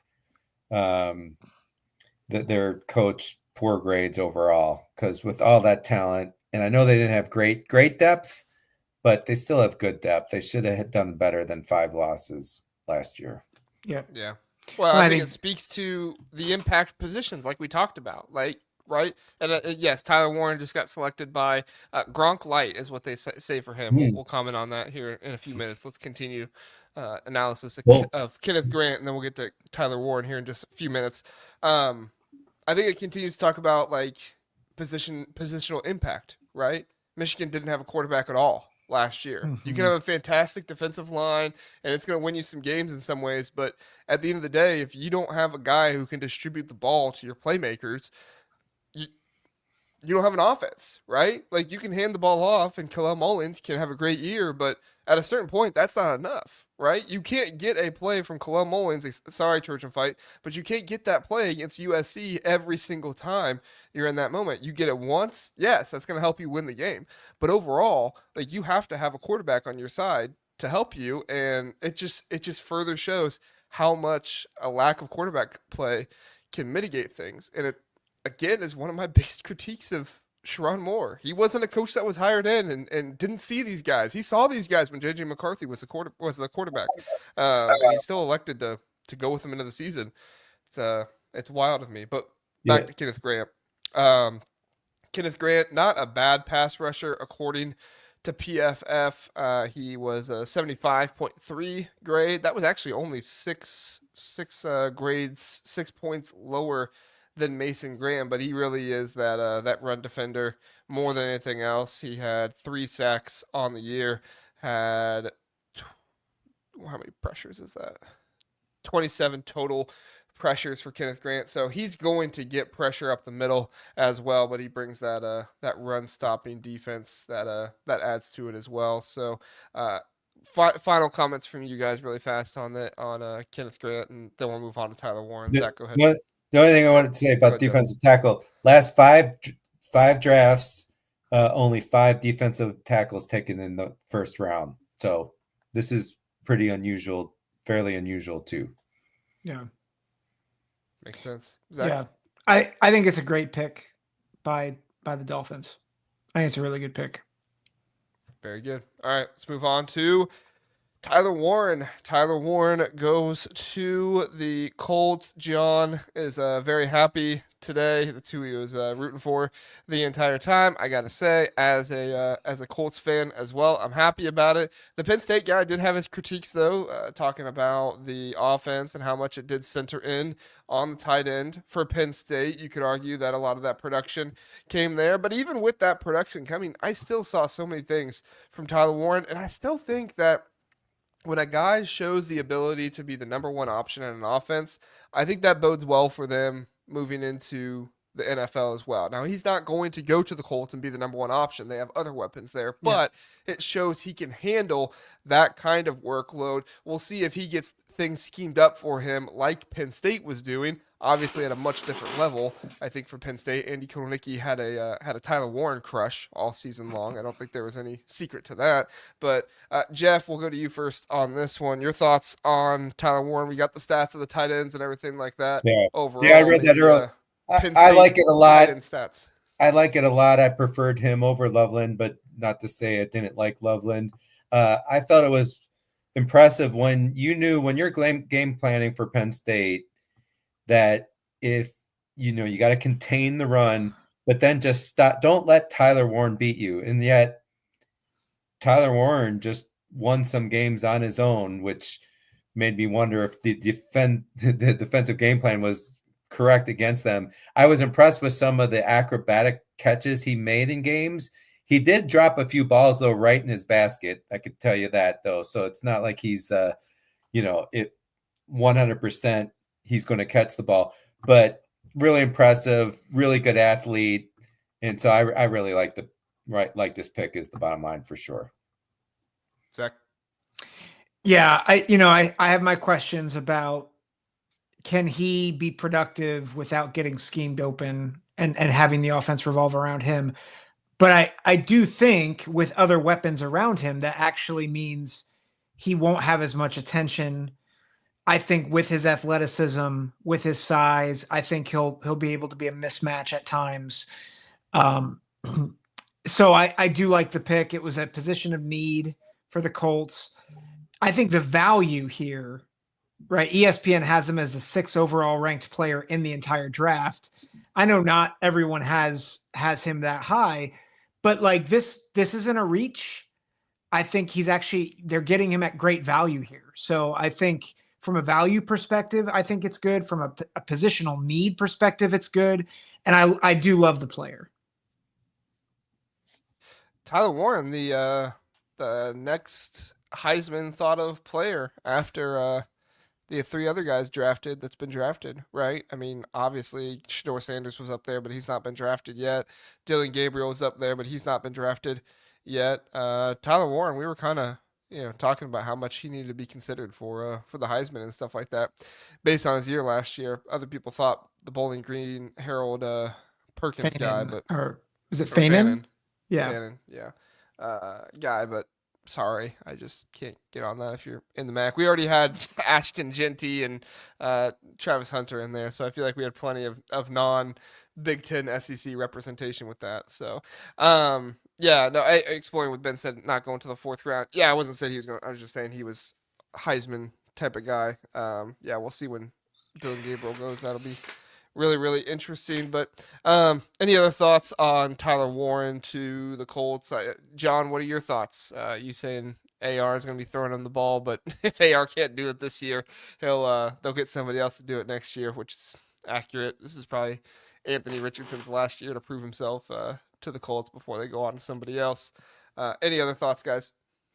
Tom Fornelli just had a pretty good tweet. Says, wow, 3 Michigan players in the first 13 picks. That team must have been great last year. That's what Jeff was saying. Sorry, Blue Wolverine. As you come on, I don't mean to trash Michigan, but I just thought that Jeff had just made that point. I'm like, Tom Fornelli saying it too. Could have been better. Yeah. Yeah. Any other thoughts, Jeff, before we move on? Kuiper had Loveland going here, so this is just depending on your poison, right? Not surprising. It is amazing. Typically, you're going to have the fact we've only had 1 wide receiver taken up to this point and 2 tight ends. That's a shocker, right? Because there's hardly any tight ends taken. As we know, there's been many drafts where there's been a ton of wide receivers taken in the first round. So it speaks to the lack of depth at the wide receiver this year for sure in this draft. Very good. Very good. Our first guest of the night, I had other guests lined up, but they haven't shown up, so I don't know what the deal is there. But we got Eric Boggs with us in the house. Eric, you made it just after all the Michigan players. Well, I guess Will Johnson could still be drafted, so he might still be drafted here. So you don't have to give any praise to Michigan. Don't worry about it. I mean, but national champions, right? Isn't that who they are? 2 years ago. Right. So, Yeah. Eric, your thoughts on the draft so far? I know you've been doing your call-in show. I'm sure there was some talk about it over there. Oh yeah, What's your man. thoughts so far? Well, Chris is officially no longer a Browns fan. Wait, that what? was- He's unhappy? Well, he's got the moniker Grumpy Cat for a reason, so I figured he would. But the Browns have done amazing. I get it. They drafted a Michigan player. He doesn't like that, but Oh, he's done. He's just done. What? oh my gosh. Done. They He is done. fleeced the Jaguars. But yeah, I told him, I was like, dude, you guys just stole this thing, and I thought they should have traded down again. I think they were trying to. I We don't just- think they got yeah. anyone to bite. That's been a theme of ours, is the fact that many think the 10th pick is probably not that much different than the 40th pick, means people are just not wanting to drop down. Yeah. Blue Wolverine, thank you for the Yeah, 10 gifted. gifts, man. 10 memberships here on the NFL Draft Watch show. Blue Wolverine, as always, we appreciate you being here. Very generous with gifting memberships, stuff like that. That'll help the next call-in show have some more possible callers. We just had our call-in show last night. If you want to call in and talk to us, we'll be happy to have you join us. So Blue Wolverine, thank you so much for doing that. We appreciate it. And we've got an influx of some Ohio State fans here. I'm sure following Eric on in Mika, she loves Grumpy Cat. So She does. She does. and Bobby Mack, we appreciate you being here. Thanks so much for being here, everybody. Eric, we want to give you your time. We know you're only with us for a little bit, so we want to give you your time. Any thoughts on the Ohio State players and when they get Well, drafted? I think You Dallas more screwed than this thing up. Two? No, Three? I What are your haven't. I thoughts? have two. I Okay. have two in the first round. Yeah. Okay. Who are So, they? yeah, I'll pull that up for you right now. I can tell you exactly how I have this thing going if you want to know. I Let's do had it. a Mecca Buka going to Dallas. I thought Dallas could pull a 1-2 and get Egbuka in the first round and Travion Henderson in the second round. Mm.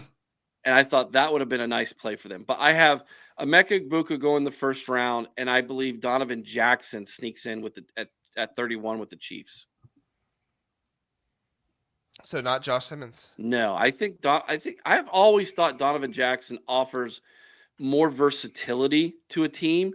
So if you're needing a guard, he could also, flip over and play at tackle. I think that's very attractive. At least it would be to me if I was a GM. And so that's kind of how I thought. But I have Simmons going early on in the second round of the Browns. And That'd be I have a really good pick for the Browns. Yeah, I have 1, 2, 3, 4, 5 Buckeyes in the second round. Yeah. What were you gonna say, Jeff?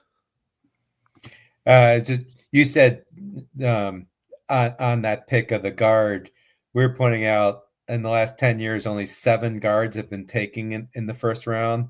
And then in the last, let's assume no other guards are taken the rest of this year. So the last 7 years, only 3 guards taken in the first round. So it's very unusual.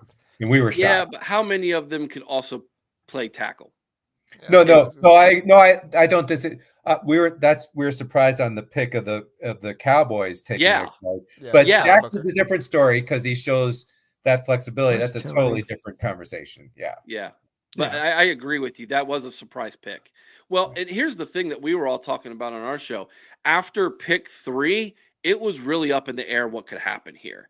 And now we're Mhm. seeing it. And one of the experts that on the Fan today, on Bobby Carpenter's show, Morning Juice, was saying to them that he has on his board from GMs he's talked to, from about pick 12 to about the end of the third round, no one is like, there could be anybody. Yeah. That is so even to pick 90. Yeah, like there is Wow. so much diversity on these boards that he's hearing from these GMs.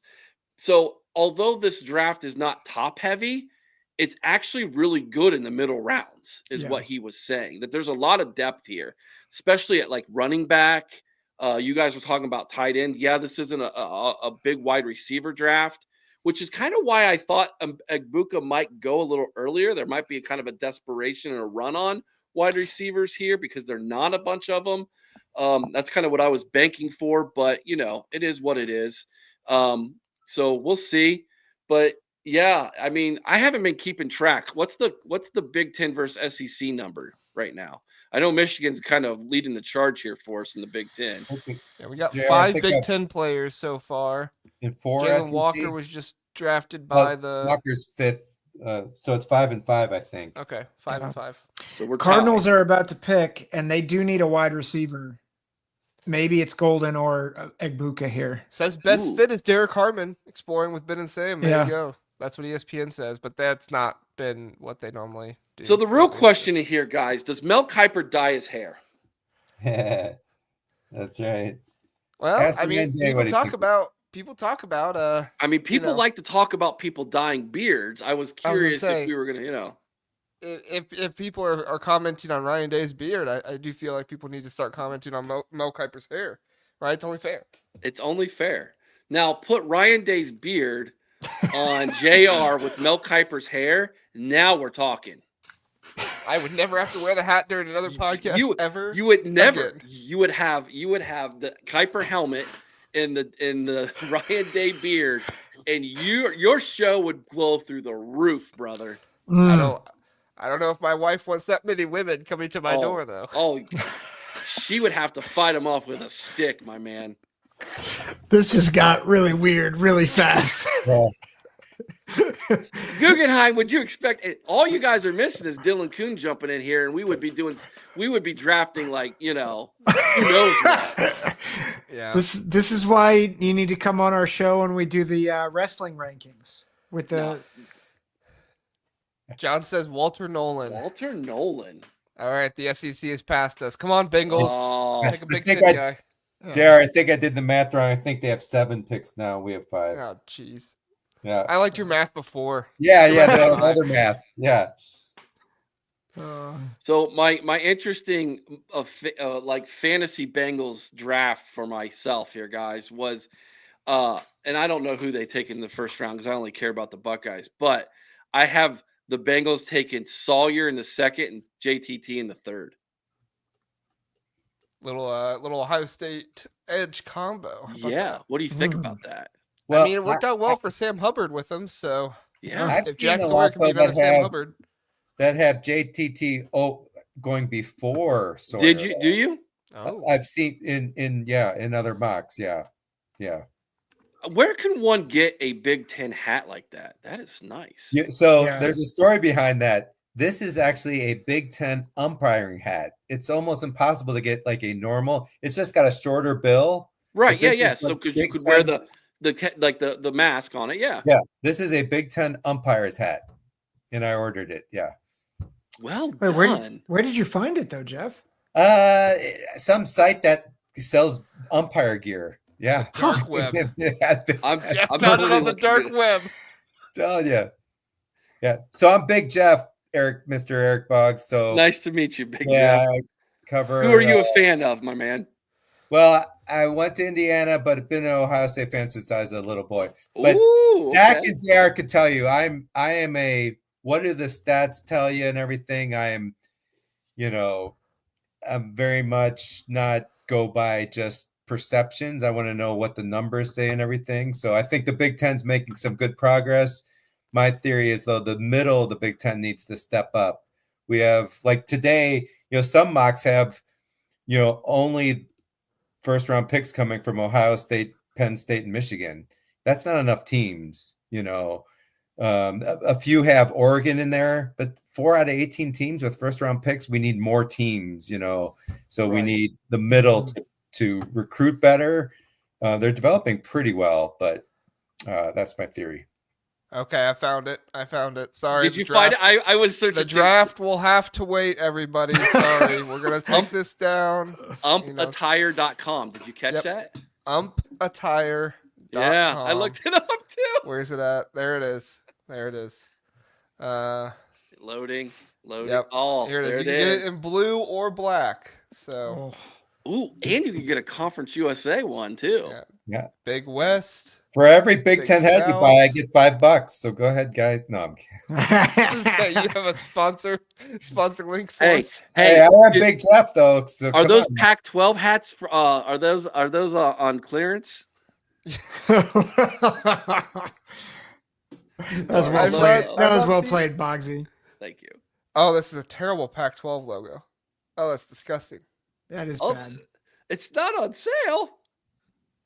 Oh, That's really It's got bad. 5 stars though. 5 Full stars. price, baby. Okay. All right, so the pick you is guys, in. We you should- guys we know should- I'm a Bengals fan, right? Yeah. Yeah, JR. Yeah, yeah. Sorry. He was so Sorry you disappointed went in through that he actually went off air for us. Yeah, I think his I think Well, his internet I thought just I threw hit up. stop. I thought I hit stop presenting. I accidentally hit stop camera. So, Sure, JR. Sure. yeah, What a okay, way we'll to bring, end- we'll bring way this to- back way to- up here. What a way to end your live stream. Y'all know I'm a Bengals fan, right? It just ends. It's just done. Dun dun dun. Oh gosh. All right, let's get to some of the chat stuff while we wait on the Bengals here. Trojan Fight says, "Did you guys think Will Johnson would still be sitting here undrafted mid first round?" I mean, I believed some of the stuff coming out because of the injury, but prior to that, I thought he'd be drafted in the top 10 at the very least. Like I said, I mean, Will Johnson's been a good cornerback. To me, he does jump routes a little bit, and I do wonder if maybe, teams would look at the jumpiness of it and but there's not been any cornerbacks, so I don't This know is going if to be he goes so apropos if the Bengals take him here. that would be Because crazy. Chris and myself, because if this is where he goes, I'm going to hear from Chris immediately with like laughing emojis and laughing, crying faces. If this is what happens, Yeah. To go into what Trojan said or what Trojan asked, the injury stuff I think is scaring a lot of teams away. Like that, there is concern that this is not just a one-time thing, but that there could be like long-standing damage in that knee. I haven't heard any major concerns about the way Will Johnson plays. To me, this is totally the injury for sure. Yeah. I agree. What do you think the Bengals are going to do with the first pick there, Eric? You had Jack and JT before. Do you actually have any thoughts on the first pick here? I mean, Shador Sanders?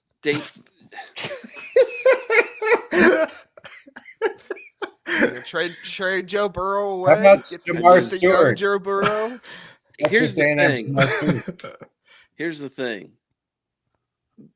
Cincinnati, as bad as their offensive line has been, the issues on defense. They were one of the worst defensive teams in the NFL last year. So at this point, I think they're probably going to go defense. Although Pierce. the Bengals are going to Bengal this thing. They're going to pick somebody that no one's thinking of, and they're going to be like, "Wait, what?" That's what they're going to do. So I don't know. You guys tell me. Who'd you say, Zach?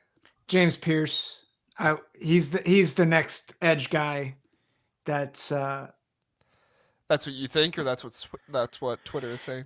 I did hear someone say that they were going to really, really reach and go Jack Sawyer in the first round. I mean, come on. Anywhere from 12 to 90 there, Eric. That's right. Okay? You're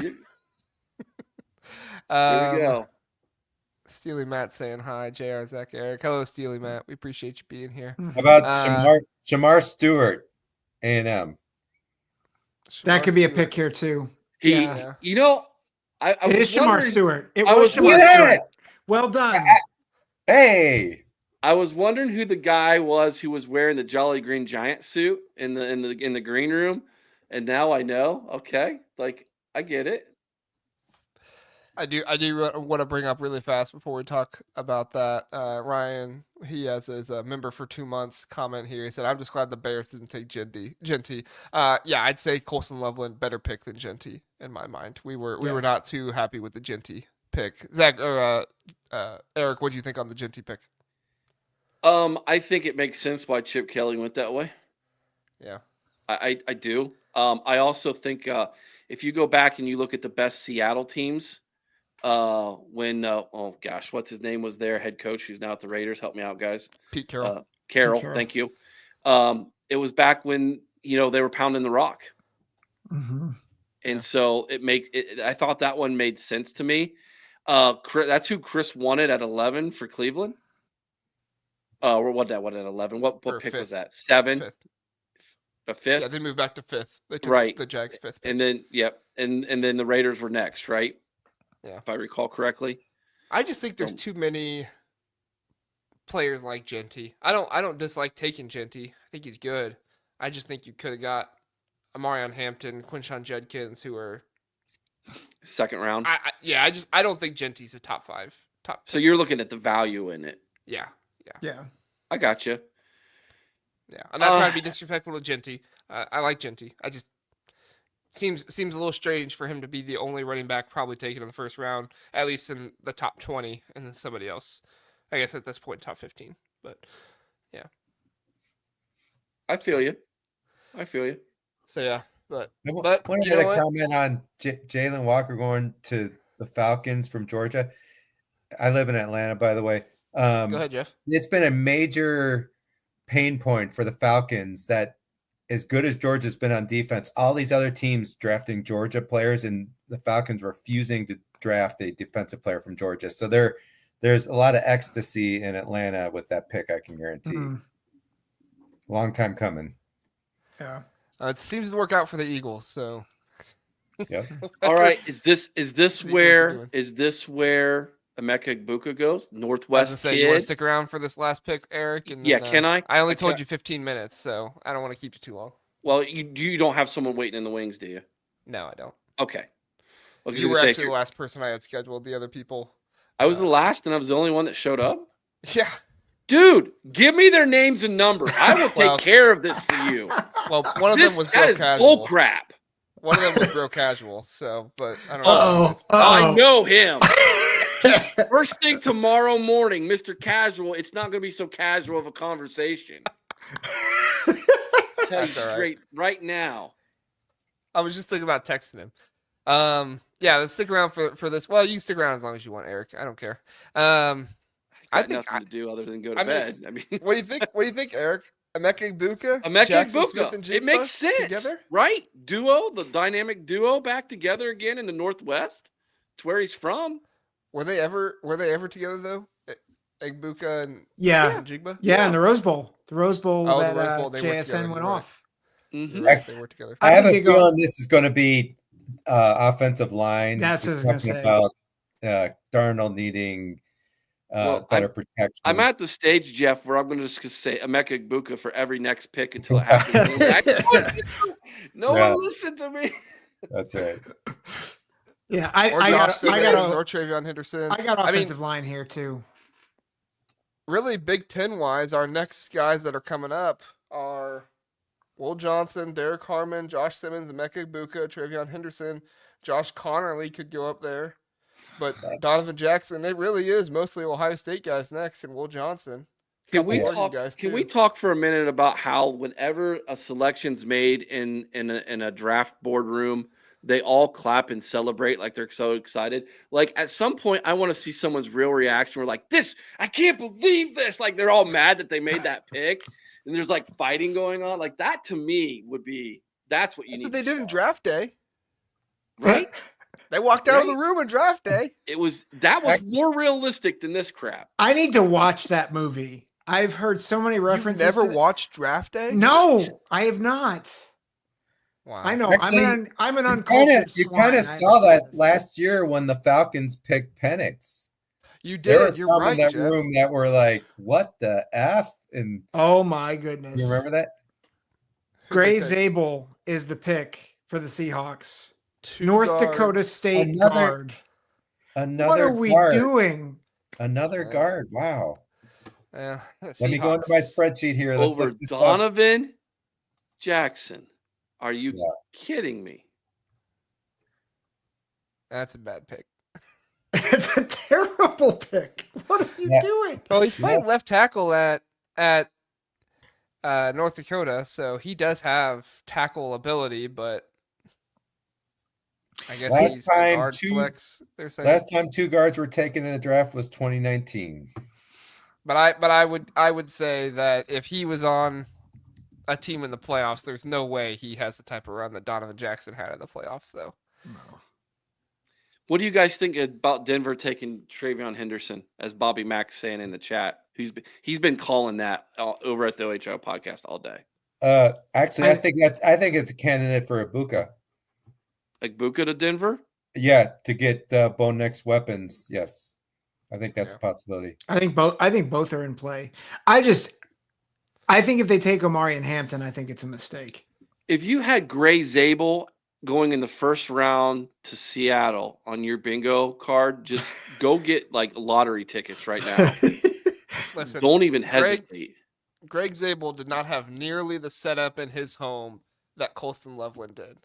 To me, Idaho is beating the Dakotas in this draft so far. I mean, Colston Loveland had like the deer heads and everything. I mean, it was wooden, everything. This dude had a projector above him and white walls.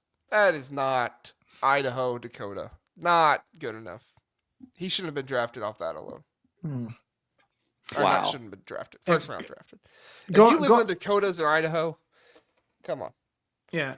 I want to go back to something Jeff said real quick because he mentioned the last time two guards were drafted in the first round was the 2019 draft. The first one was Chris Lindstrom from Boston College. He has been now a 3-time Pro Bowler and is a 3-time second-team All-Pro. If you're going to draft a guard first round, they better be that. Better be a home run. Yeah. Yeah. It better be that in the first round. Well, I could make an argument that if you're picking in the first 10 picks, it better be a home run every single time. Yeah. And I have 2 theories about the NFL draft. One is you can never go wrong by picking linemen. You're going to win in the trenches. So you got to make sure your lines on both sides of the ball are strong. My second thing is if I'm a GM, I'm taking nothing but Georgia, Bama, and Ohio State guys, mostly. Yeah. I mean, they're tailor-made for the NFL.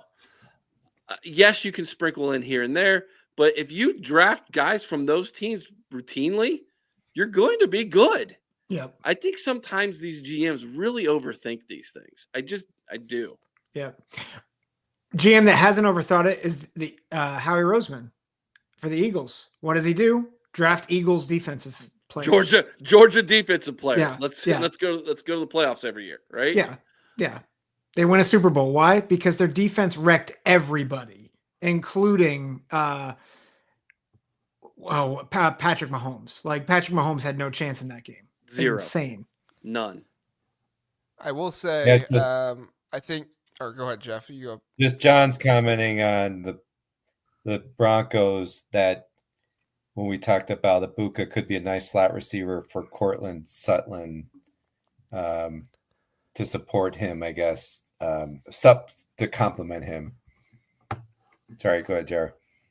Yeah, I was going to say, ESPN says Tampa's biggest need is cornerback. So there is a cornerback still on the board. Will Johnson and Jahade Barron both high up there. You guys think they go cornerback, or you guys think it's Mecca?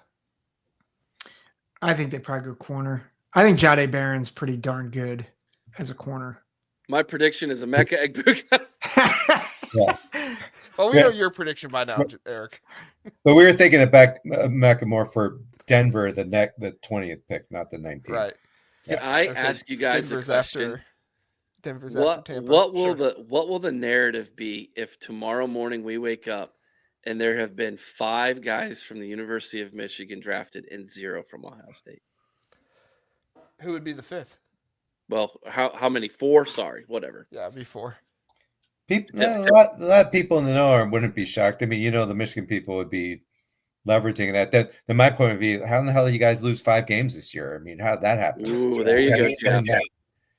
Oh! They're saying Emeka went to the Bucks. Oh, Okay.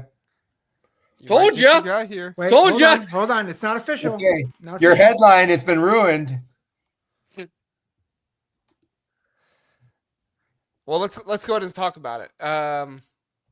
Here, I'll go The looking. rejected will be respected. Okay, Dion.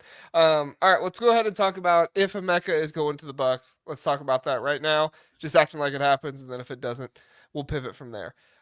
Eric, your thoughts? Emeka Egbuka. I said earlier that to me he was not only one of the highest floors for wide receiver, but probably one of the highest floors in all of the draft in my mind. You're getting a consistent starter, in my opinion, with Emeka Egbuka. Did you want to say something, Zach? Yeah, I think it's confirmed. It is Emeka. Okay. Eric, your thoughts on Emeka Egbuka, his floor going to Tampa Bay? I think Emeka Egbuka is. I don't know that he's ever necessarily going to be a top 10 wide receiver, but I think he will be a solid 700-800 yard guy every single season. That's his floor, at least, right? As long as he can stay healthy. He is a really good route runner. He's consistent, and that's what you got to have in a number 2 guy, right? To me, he's a solid number 2 wide receiver at worst. Is that what Tampa Bay needs? Do they need a solid number I don't 2 wide know. I'm receiver? not a Tampa Bay fan. You guys tell me. I Well, cover the Buckeyes. I'm asking more Jeff and Zach here. What do you guys think? That part, I must. Zach, I'm relying on you on your Tampa Bay Bucks expertise. I'm not asking for expertise. I'm just looking at the roster, I guess. I would say this, that you nailed it. Consistent player, high character guy, going to have him for many, many years. And wide receiver is a premium position now in the NFL. I mean, it's been magnified much more. So definitely like the pick, not just being a Ohio State homer. Yeah. But I think Travion goes next. I really do. I think Travion for the Broncos, I think could be it's either him or Hampton. Back Ohio State players, you're calling it? I think. Yeah. So Emeka, to me, one, he fits very well with Tampa Bay because you have Mike Evans there. Mike Evans, I think, has had 10 straight seasons of over 1,000 yards, tons of touchdowns. They also have Chris Godwin. So, you can put Emeka both in the slot and outside, so he fits there well. He's gonna, I think, grow similar to JSN in Seattle. And I appreciate what you're saying, Eric, because and Jeff, both of you guys, I think, have said it. He is a number 2 receiver, but he is also the best locker room guy in this whole draft. And maybe one of the best locker room guys to come out in the past several years. And I know that's an intangible, but that matters. And I just love him. I think in this year's draft, in terms of wide receivers, he is my favorite, not just because he's an Ohio State guy, but because there's no wide receiver out there that I'm like, they have elite traits that are so much better than what Emeka offers you. So I think to me, he was the number 1 wide receiver on the board. I know Bolden had better speed. I know McMillan had better size, but I think his combination of all of his traits was higher than all these other wide receivers to me. And I think he fits really well with Tampa Bay. How many years in a row now is this a first-round draft pick from Ohio State developed by Brian Hartline? So 4 years in a row, and that's 5 first-round receivers over 4 years. That's insane. Well, and Jeff, we just made the comment on our previous primer. The craziest thing about that is in the past, 5 years, Michigan's had the same number of wide receivers taken as Ohio State. But that's a crazy stat to me in the past 5 years. Obviously not now because of Emeka Egbuka, but Ohio State's consistently getting those guys in the first round. Michigan's getting those guys taken a little bit later. But you look at that stat there, it's incredible. But obviously Ohio State doing a better job at turning those guys out for actual production. So if you just look at draft picks, it's not exactly the entire story. But that's kind of why the stat is so crazy, right? Because of what Ohio State players are doing in the league versus some of the the Michigan wide receivers, which like, where's Roman Wilson been? Nico Collins didn't really have much of a career in the NFL until he found C.J. Stroud. Sorry, I'm not. I don't think I'm breaking any news here by saying that. I think most people understand that. Yeah. So, like Eric, we had a stat the last 10 years, Michigan's actually the third most receivers in the Big Ten been drafted. And that includes if you would assume the 4 new Pac-12 schools have been in the Big Ten the last 10 years. The difference is, though, they're not creating the stud receivers. No first round picks, right? Whereas 5 in the last 4 years for Ohio State is pretty impressive. And really now, Ohio State's really with Bama, because I did an article before the season started showing Bama combination of evaluating wide receiver across all schools. When you factor in draft picks and NFL production, I had Bama slightly ahead of OSU, but I think now OSU will be slightly ahead of Bama. David Greenshow brings up a good point. Godwin, he did have that injury last season. The future in Tampa. I mean, this is exactly what you want as Tampa. You draft a guy who great locker room guy. He's going to be able to play outside or the slot for you. I mean, he's displayed that he's been able to do that time and time again wherever he's been. He moved around so much last season. He played as many as nearly 40 snaps in the slot against Oregon, and then he played as few as 17 against Oregon and the next time they played. So he's so versatile with what he's able to do with where he lines up, who's going against. I mean, he played like 17 versus Purdue and like 12 against Marshall, 19 against Akron, but those were all blowout games, so those don't really count as much. I guess Oregon the second time didn't count as much either. Sorry, Oregon fans. Not so much as the first time. So just looking ahead, I'm wondering, Shador is still out there. The Broncos aren't taking a quarterback, but how about the Steelers? Shador Sanders, that just doesn't feel like a good match. I was going to say, would culturally that fit? I mean, Tomlin. It's been rumored, like a lot of people were saying that is a possibility for Pittsburgh. But I agree, it doesn't feel like it fits culturally. Real fast before the pick gets in, we have this question, Eric. I'll send it to you. How do you think Hartline will do as offensive coordinator? Great as developing wide receivers.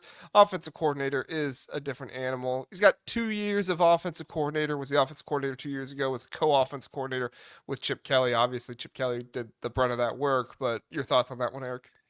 Yeah, Brian Hartline has done nothing to cause me to have any concern at all. He has achieved greatly at everything he has done in his coaching career, from the time he stepped back in the Woody Hayes Athletic Center until Ryan Day handed him the play sheet. He has done nothing to not deserve this opportunity. So I have tremendous amount of confidence that he's going to be able to do it. And from what I saw in spring, and from what I have heard being reported by the media who got to watch the scrimmages, and then of course the spring game that I attended, he seems very much in tune in getting these quarterbacks in a rhythm, which is what Ryan Day was preaching about. And of course, Ryan Day is going to be there to help him along the way. But I have nothing but the utmost respect and confidence that he's going to be just fine. Is he going to make some mistakes? Sure. Who didn't the first time they were a play caller as an OC? But if he attacks this like he attacked his room as a developer of talent and as a recruiter, we might have one of the best OCs on our hands in a couple years. And of course, teams are going to come calling some more for his services as a head coach. So no, I think we might be watching the future Ohio State head coach at the OC, or we might be seeing a future, power forward coach take the play sheet here, the helm as a play caller at Ohio State. I have zero concern in this, JR. And you know me. I would be very pessimistic if I didn't. Like, I would be the guy, be like, this is not good. I don't know about this, guys. I'm concerned, and I don't, which kind of scares me. I ain't gonna lie. So, Yeah. but I think the one area of weakness he would have as a play caller would be calling the run and the run game and things. And I think Ryan Day already addressed that. Hired Tyler Bowen, Yeah, Virginia Tech, exactly. offensive Exactly. coordinator. And boy, oh offensive line boy, coach. did they look good running the football in the spring game. That offensive line was coming off the ball big time. That was the best the offensive line looked in a spring game in the last 5 years. Flip side to that is that it was like, but the defensive line. Yeah. So Agreed. But hello, Larry Johnson. Give me some Bo Atkinson, baby. Yeah. That dude, by the way, the Heel brothers nicknamed him Thor. I love that nickname. Give me a Thor on the defensive line. There you go. That's There awesome. you go. That's awesome. Jahdae Barron was the I was gonna pick say. for the Broncos. Zach, this is a shocker to me. Will Johnson was thought to be the number one cornerback on the board for a long time. The injury happens. I don't know. Call me a conspiracy theorist. I think it's more than the injury at this point. You're taking Barron over him. Don't get me wrong. Barron had a great season. Texas secondary was awesome this year, but I mean, are you starting to have second thoughts? Maybe it's not just the injury. He's not even the cornerback one. He was thought to be a top 3 pick, and now he's not even cornerback one in the draft. Thoughts on Barron and thoughts on Will Johnson, not cornerback one in this draft. Well, first of all, Barron's a dog. Yes. Like, he is a great player. David Greenshield said in the chat, didn't Barron win the Thorpe Award? I believe he did. He is an excellent player. I keep going back to what I've heard, though, just the smoke around Will Johnson's injury.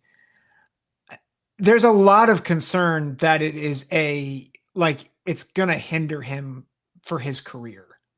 And if that's the case, you're not taking him in the first round. Yeah. I just think as long as you have a cornerback that you believe is close to a fully healthy Will Johnson, you take the healthy cornerback. So I think it's going to be a while till if we have an additional run on cornerbacks and Johnson's not going, then JR, I think maybe you'd say, something's going on. I would just like to point out too, despite us not liking another SEC player going, it's still impressive. My numbers show 15 out of 20 draft picks have been either SEC or Big Ten. And so one of the things we've been focusing on, Eric, is comparing Big Ten to the SEC. There's good news and bad news. The SEC is still better from a recruiting and generating NFL draft picks clearly than the Big Ten, but the Big Ten is clearly second, and they're both distancing themselves from both the Big 12 and the ACC. The ACC, in fact, is kind of falling off a cliff, especially when their blue bloods aren't doing what they're supposed to be doing, right? And then the bottom half of the ACC hasn't been that good all along anyway. So just Big Ten and SEC just continue to flex their muscle more and more and show that they're going to separate themselves even more going forward. Another Big Ten flex. Yeah. Derek Harmon just got picked. Speaking of Big Ten, 16 out of 21. And that closes the gap. It's now 9-7, which isn't bad. SEC versus Big Ten. Yeah. By the way, quarterbacks, only one's been taken. Dart's still on the board. Sanders is on the board. And I feel like it's what should have happened. Real fast, Zach, this is the most Steeler pick there is. Yeah. Like this is so on par for Pittsburgh. When the pick came in, I was like, well, yeah, of course, right? Like this is exactly what Pittsburgh would do, right? Yeah. Oh, and it's a great pick too. Derek Harmon, he helped himself so much this season at Oregon. This is going to be another great Steelers defense, and he's going to be another great Steelers defender. I mean, that we see. Yeah. It's fantastic. If you're an Oregon fan, this is exactly where you want your guy to go. Playing next to learning from Cam Hayward. Right. Yeah. There you go. Do you think the Phillips Steelers says will fourth retire? Big I Ten believe, school. if I'm not Hey, mistaken, sorry. Do we have track JR. of that? Hold on one second. Do we have track of that? How many SEC schools have picks and how many Big Ten schools have picks? Yeah. Sorry. Go ahead. Eric Go is ahead, going to make Eric. a point. Let me add that up. Go ahead, Eric. Trying to remember what I was going to say. I have 7 separate SEC schools. Oh, I Okay. think Cam is the last Tressel guy in the NFL. Probably. No, that would make sense. Yeah. I was going to say Wild as a Cam defensive lineman. Yeah, Hayward's right? played for like what, 15 years in the league? That's Hall of Fame- insane. Hall of Famer, right? Yeah. From Yeah. Atlanta area, Peachtree Ridge High School. Here in I Atlanta. think there are currently at least 2 Buckeyes who are going to be wearing gold jackets here very soon. He's one of them. Who's the other in your mind? Gosh, his name's slipping my. The center played for the Jets all those years. Oh, Mangold. Mangold. Thank you. Yeah. Mangold. I think Mangold's a Hall of Famer. He was the number 1 center for how many years in a row in the NFL? Like 5 or 6? He was fantastic. Yeah. One of the few centers who went in the first round. Casual Big Ten. What's up, boys? Dude, What's where up? you been? Hey, I'm realizing now. I forgot. casually missing your spot on the show, I see. I forgot the time change. Kent told me that he would be on at after the game, and then I had the game mixed up because of the time change. So Kent will be on, but after the game is over, and I forgot the time change. Okay. He lives in Tennessee. I live in Indiana. It really doesn't make any sense that we have different time zones between the two of us. It's kind of stupid, but you know what? I don't know what's more stupid: the Cowboys draft pick or time zones. One of the two.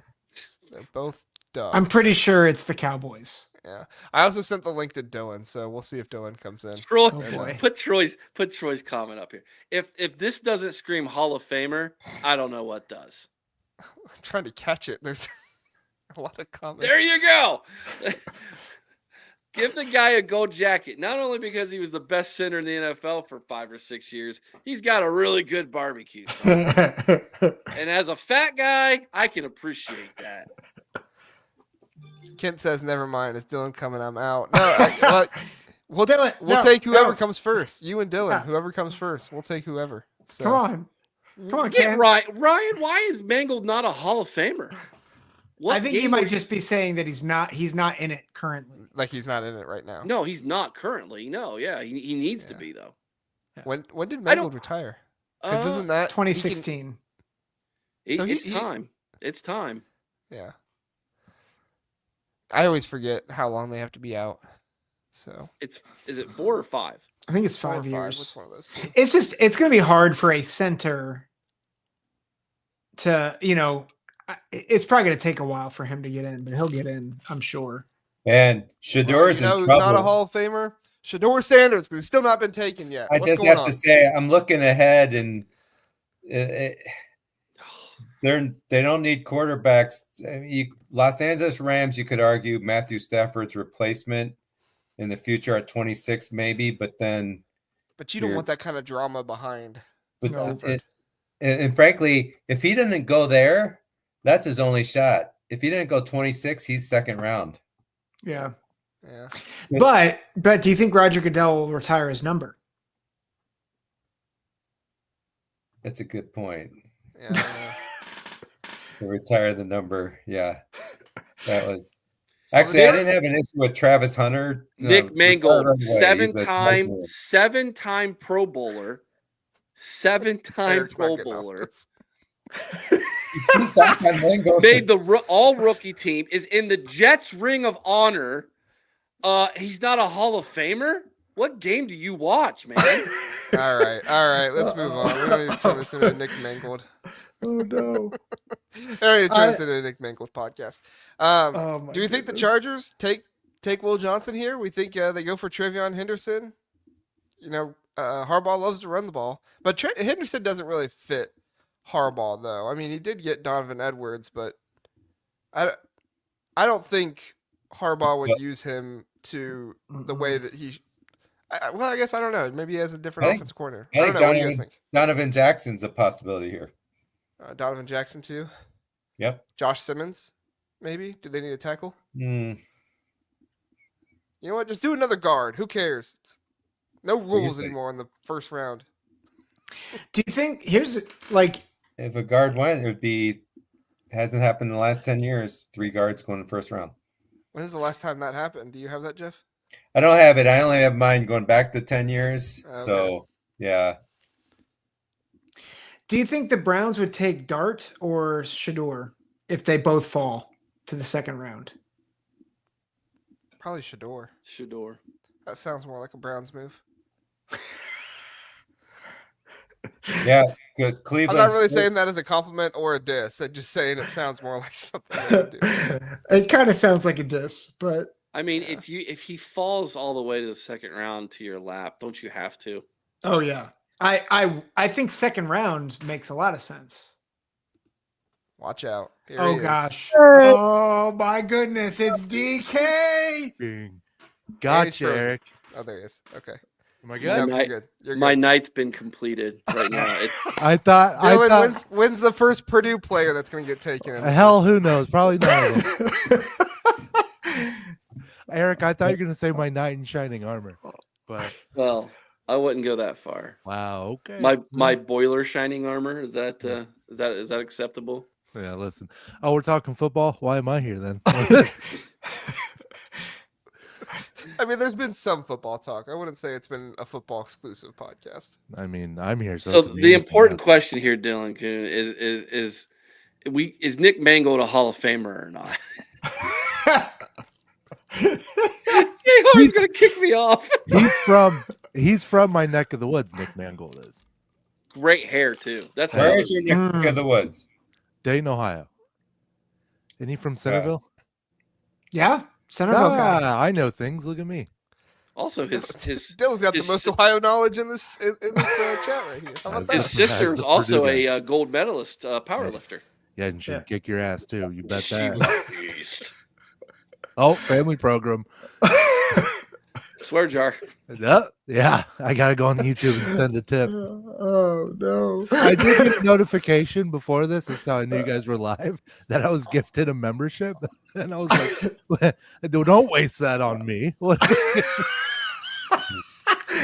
What are we doing? I'm part of the program. What?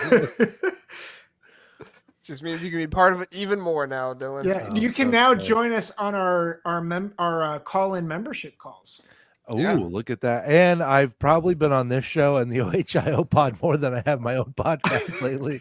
So there's that too. But Is Russ concerned about that? the He's like, nursing "Where did home he news get-" will hit him here in about a week. So we'll see. He'll call me by next Wednesday. Like, what the hell is going on? Where have you been? I love you, Russ. He's in bed. He is long in bed. There's no way. Really? I was Are they actually about to doing go like to bed till JR sent me that DM, and I was like, well, guess they need the personality hire. Here I am. We just wanted to make sure you knew that the invitation's always open. Don't, You ever, don't give me that. I know better. I know when I'm not allowed to be on the professional programs. Listen, I know what I'm doing here. listen, So- we're going for like 3-4 hours tonight, Dylan. Whenever that happens, Jeez. we need some. No, we Some are injection breaking. of, We broke the record, didn't we? Well, how long did we go? What, one time? 2 hours. 2 hours went on the 2 dot. hours. You refused to go any longer. Yeah, that's right. Yep. So, Philip, you'll get your wish tonight. We're going 3 hours. and Hey, Dylan will be here for some of it. Is my mic on? Because when I was on with Corey in the OHIO pod, it was not. It's Yeah, your on. mic's on. It's Okay, on. cool. Because I double Charge- checked it. Chargers took Hampton, Wow. which is lame. Who the Bengals do. Although for Harbaugh and what he wants, that makes sense. That makes sense more than Travion does, I think, at running back there for And him. I don't know anything about Shamar Stewart, but Bengals fans are not happy. Is that What's that what's the your take worst- on Shador Sanders though, Dylan? I mean, his number should have been should he be- retired. He should be given a parade. Name the stadium after him. Why are we stopping a number? Like, that's like if Purdue gave me an honorary alumni thing, because I didn't actually go to Purdue. So that's the equivalent of retiring that kid's number. What are we doing? Why would you even do that? Now, Hunter, I get. Hunter, I understand. Heisman, I agree. baller, Like, sure, Heisman. okay, you want to retire his number? Go ahead. But Shador, with all due respect, why? Like, holy smokes, that's like if Purdue retired Curtis Painter's number, or no, I'm sorry, Robert Marv. If we retired Robert Marv's number post or pre DUI issues, then it's tough. You can't do it. Hey, JR, is this the first ACC player taken? Was there an ACC Oh, I player? think it is. Go back up. No, Cam Ward. Cam Ward was Cam Ward. Miami. Well, but outside of Cam Ward. Yeah, you got to credit him to the Pac-12 still. So that's 2 ACC people. 1.5. Shows you how they're struggling. I was gonna say not Pac-12, Pac-2. I was Pac-2. gonna say, does Yeah, the because Big he's 12 Washington State, baby. Yeah. So does the Big 12 have as many as the FCS and the G5 right now? No, Arizona. Tet McMillan. Okay, never mind. So the Big 12 has 3, the ACC has 2, G5 and FCS has 2, and the rest is Big Ten SEC. Yeah. The big dogs. Yeah. 16 out of 22. way to come in and fly that Big Ten flag there. Are you gonna jump in and start chanting Big Ten Big like Ten. the SEC Oh, team? Hey, do? I heard Dylan, I heard Barry Odom is the next Kirk Cignetti gonna get Purdue to the playoffs. Don't listen. He's better than Sig. Like, don't even compare him to Sig. Cignetti played high school teams for 1 year and then got stomped by every ranked team. And Ohio State showed him who is the real deal. And like, don't even. That's an insult, JR. Please. Oh, man. Notre That's Dame. some is fighting too. words in here. I love it. That's what I'm saying. Like Big Ten. I mean, I'm sorry. Notre Dame stomped them. Ohio State stomped them. Howard put out the cigarette, quite literally, which may go down as my favorite celebration of all time. But like, I haven't looked at IU's schedule. They're probably playing cupcakes again, and then I don't know, man. They're such turds over there in Bloomington. It's just I can't stand them. I don't like them. So can we go back to the Shador? Because someone on Twitter is saying they're pushing Shador further down on purpose. It's very obvious. I feel like he's not a good quarterback. He's not Right? No, Zach, you don't understand. Okay. Shador is obviously misinterpreted and underappreciated. That's what I say And about myself. everything bad that happens against the Sanders is premeditated. It's so annoying when it's so blatantly obvious he is not a premier quarterback.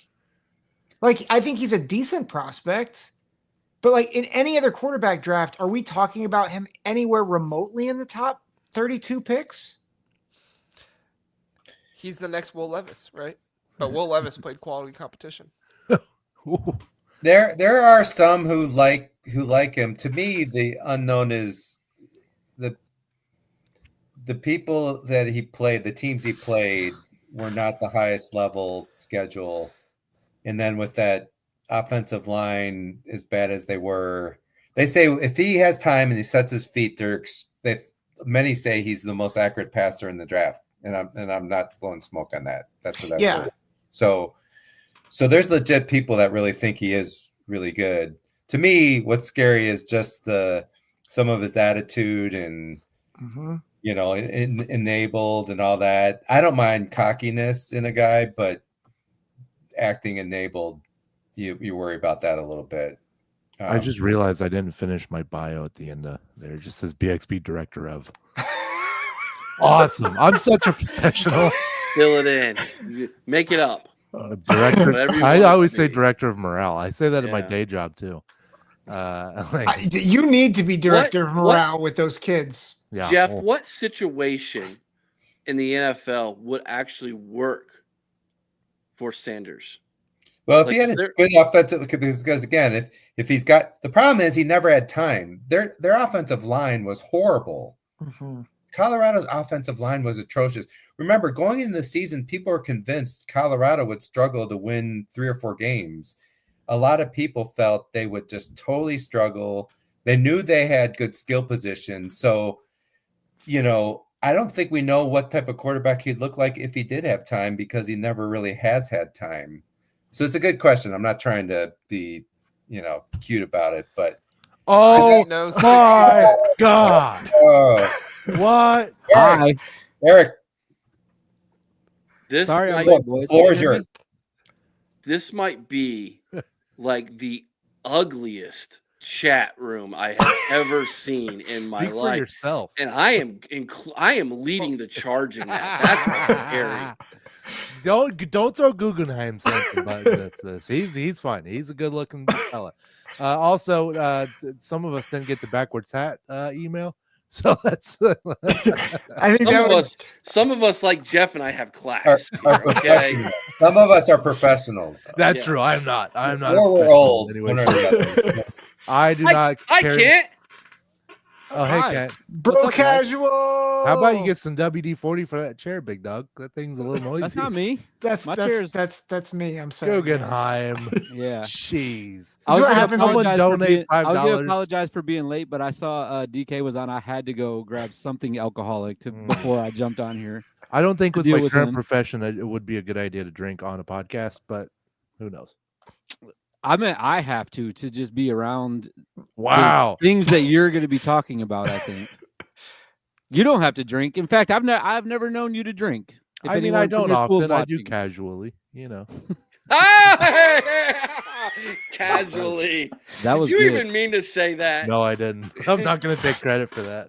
Oh my goodness. I'm not that smart. Listen. Again, personality higher over. Jeff did not know what he signed up for tonight. Freezing.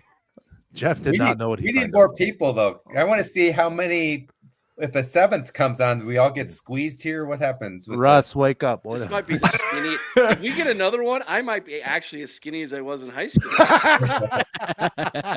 You know, by the way, I forgot to bring this up when I called into your show today. Wildman posted a photo of you, me, and a listener at the tailgate. Very unflattering. It was not my good angle. Like, it was not great. Listen, how about hey fellas, how about a photo? Like, what are we doing? Don't get me in my natural habitat. Let me suck it in first. What Someone saying Matthew Golden for the Packers. Is that Matthew right? Golden. Matthew Golden. SpongeBob. That's a good pick for them. Good job, Packers. I think he was better wide receiver than Ted McMillan, but Yep. Agreed. Yeah, I agree. Yep. 100%. I can't believe John's on here right now. He's been DMing me all the transfer portal things that have been happening with Indiana tonight, by the way. I think they signed like 3 guys today. Who DeVries is on fire. cares? Not that we're going to talk about basketball, but yeah. All right. Vikings are a real potential for Donovan Jackson, I think. Yes. JR, why are you wearing IU shirts on Bob- these shows? Bobby Mack says y'all Okay, look at yeah. the Brady bunch. Thanks I for the just have 2, IU Bobby. shirts. Thanks for the 2, Bobby. We appreciate it. Well, you haven't sent me a Purdue shirt yet. I There, mean, I'll Dylan, do it. So I'll wear send you me a one of Purdue mine. Shirt. Maybe I'll Can start you wearing it. squeeze into a 3XL? I'm sure you can. I lost a shirt at work, and I left it on the playground during recess duty, and I emailed everybody because it's one of my favorite ones. So why were you guys playing shirts and skins? And No, why it was were a you it was a participating in this? pullover. It was a quarter zip, Oh, sir. okay. And I said, no, not a lot of people here wear a 3X, so I'll know when you're wearing it. Trust me, I'll find who you are. Oh my goodness. This kid probably wearing it. It's gonna be down to their feet. You got to send us some of that Purdue hockey gear. I heard you're the new assistant coach for the Yeah. hockey team over there. They haven't Congratulations, formally by the way. announced it yet. I don't know why, but yeah, shout out to my brother Matt. He's not actually my brother from another mother, for becoming the new head coach at Purdue hockey. I took a role as imaginary assistant coach, and I will coach on games where they play near me because I'm not willing to travel all that way. So when they come to Miami of Ohio, I'm there. I am the emergency backup goalie. That's I been was a saying, thing. does For Dayton have a team? Hot take here. The Purdue hockey sweater, by far the I like best how in the you- Big Ten. I By like how you far. corrected yourself Mm. Thank you. Yeah. as a former hockey player. And Okay, guy. so is Matthew Golden the one that's going to the? Yes. Yeah. Oh, he we're is still going. talking about this thing. We're Okay. still talking. We're here for the draft. Huh. Well, there's Gus some dude Hartwig. on Where the where's stage where's now Gus that I don't going to? He's As not, long as he's Gus not- Hartwig gets drafted, I'm happy. I love Gus. Hopefully the Cincinnati. You don't have any mock drafts with where Gus is going there, Dylan? You think I do think you? What'd you say one time that I'm on a I do a sports podcast where I really don't talk about sports. And it's true. So good pick for the Packers. Their fans never understood why they didn't draft when they had Aaron Rodgers, why they didn't draft better weapons for him first round. They've been always late in the first round, right? Because they're a very successful team. But so I think Packer fans will probably be really happy that getting a receiver for Jordan Love. Yeah, that's a really good pick for them. And another SEC. Yeah. JR, who's your NFL team? First one since 2002, Philip says. That's crazy. He's a Colts fan. Yeah, Put him on blast. Right. Indy. What's that one kid's song that he plays? This is our team. Da-da-da-da-da. That kid rocks. I know, dude. I love it. I had it stuck in my head for months. Oh, that's What? Colts, man. What are you That's- talking about? That's The the Colts, dude. He was the fan of the year Yes. for Indianapolis. He made this song and he goes, "Nay!" Yeah. It's really cool. I love Yeah. it. Colts hilarious. fan of Yeah. the year song. This is That's- our Colts. That's dubbed This is over. our This is our team. We love you. Something like that. Yeah. I just realized John had made a comment about the draft. It's at Green Bay. And so I bet they are super. I totally Yeah, forgot it was in super Green pumped. Bay. Yeah. Another note here. So Texas wide receiver, the impact of Sark. The last 10 years, they've only had one other first round receiver pick, and that was last year, Xavier Worthy. So, I know some people think he's overrated. To me, he's still fairly, evolving, and Texas is on a good path, especially with the way they're recruiting. John, I I He was was a thinking that. transfer I think it's too, a though, good wasn't choice. he? He was a transfer from Houston, I think. Houston. That's what it was. Yeah. Yo, his suit. It's Nice. Speaking of evolved, like that suit is evolved. Like that thing. Yeah. I couldn't pull that off Oh, Gold. yeah, I you think could. you should wear that Sure on the you next should. show. Sure you could. on the All next right, show. Dylan. I just looked it up. You shaved your beard and sang that song, buddy. Well, that was a fantastic Are you saying I look job. like that guy? That was a fantastic job on that song, Dylan. Great job, buddy. I am so proud of you. I don't know. We'll talk off air. Okay. I'm pretty sure that guy has like Donovan Jackson. Get. Donovan Jackson. Vikings. You're spoiling this for me, by the way. Sorry. My feed's behind. What do you? This is the inside source here. Oh, okay. Kent. Okay, so we got Ooh, insiders here. Guggenheim has Guggenheim, you a Vikings fan? No, I'm a Donovan Jackson fan. That a boy. All right. What are you? Are you a What- Pittsburgh fan? To be honest, I'm a Colt. I root for the Colts because This my is wife our team. is This from. is our Dylan, But I sing it also, for him. We love you. I just love where the Buckeyes go on, and I like to follow a lot of college players in the pros. I don't really have a team. Who day, baby? JR is seriously rethinking ever inviting me back again after this. It went off the rails. You, buddy. When I got that DM, I was like, wow. Apparently the kids are allowed to come play today. I willingly invited Dylan. So if I can invite Dylan, I can invite you. I mean, normally when Eric and I are in the same show, or me or Ken, and then you got all three of us. Holy hell! Like it's gonna That's be, what I thought. That's what I it's thought. gonna be a doozy. Hey, 3 guards though. Jeff, you said when was the last time that happened? You said 3 3 guards. Hasn't happened in the last 10 years. Let me bring that up. Hold on. Oh my word! I was gonna say, has it ever happened? Oh, I'm sure it has, going back. Sure, is like in the 90s or something. That print's really small. Yeah. Last 10 years, it's only happened twice for 2 guards picked in the first round. So first time in at least 11 years that 3 have been taken. 2015, Brendan Sheriff, Eric Flowers, and Andrus Peat were all taken as guards. First round? Yep. Yeah, 5, 9, and 13. But I think Brendan Sheriff played tackle in college. And so did Eric Flowers, I think. Yeah, I was So gonna that's say, a little. because they're not showing in mine. I have 2015, so yeah, they might have been, depending on what you label them. Then So you graduated high school. What's up? Wow. Do you think that Where'd that Donovan go? Jackson will intentionally not block people because JJ McCarthy's the quarterback? That's how deep that rivalry goes. yeah, Whoops. Sorry, bud. Yikes. My My bad. bad. And then Oh. Mason Graham is the one rushing him. So then Mason Graham is like, "What do I do?" Oh yeah, yeah, that'd be perfect. So I saw No. a comment on one of our podcasts a few weeks ago because apparently we do them monthly now. But someone called me Fat McAfee.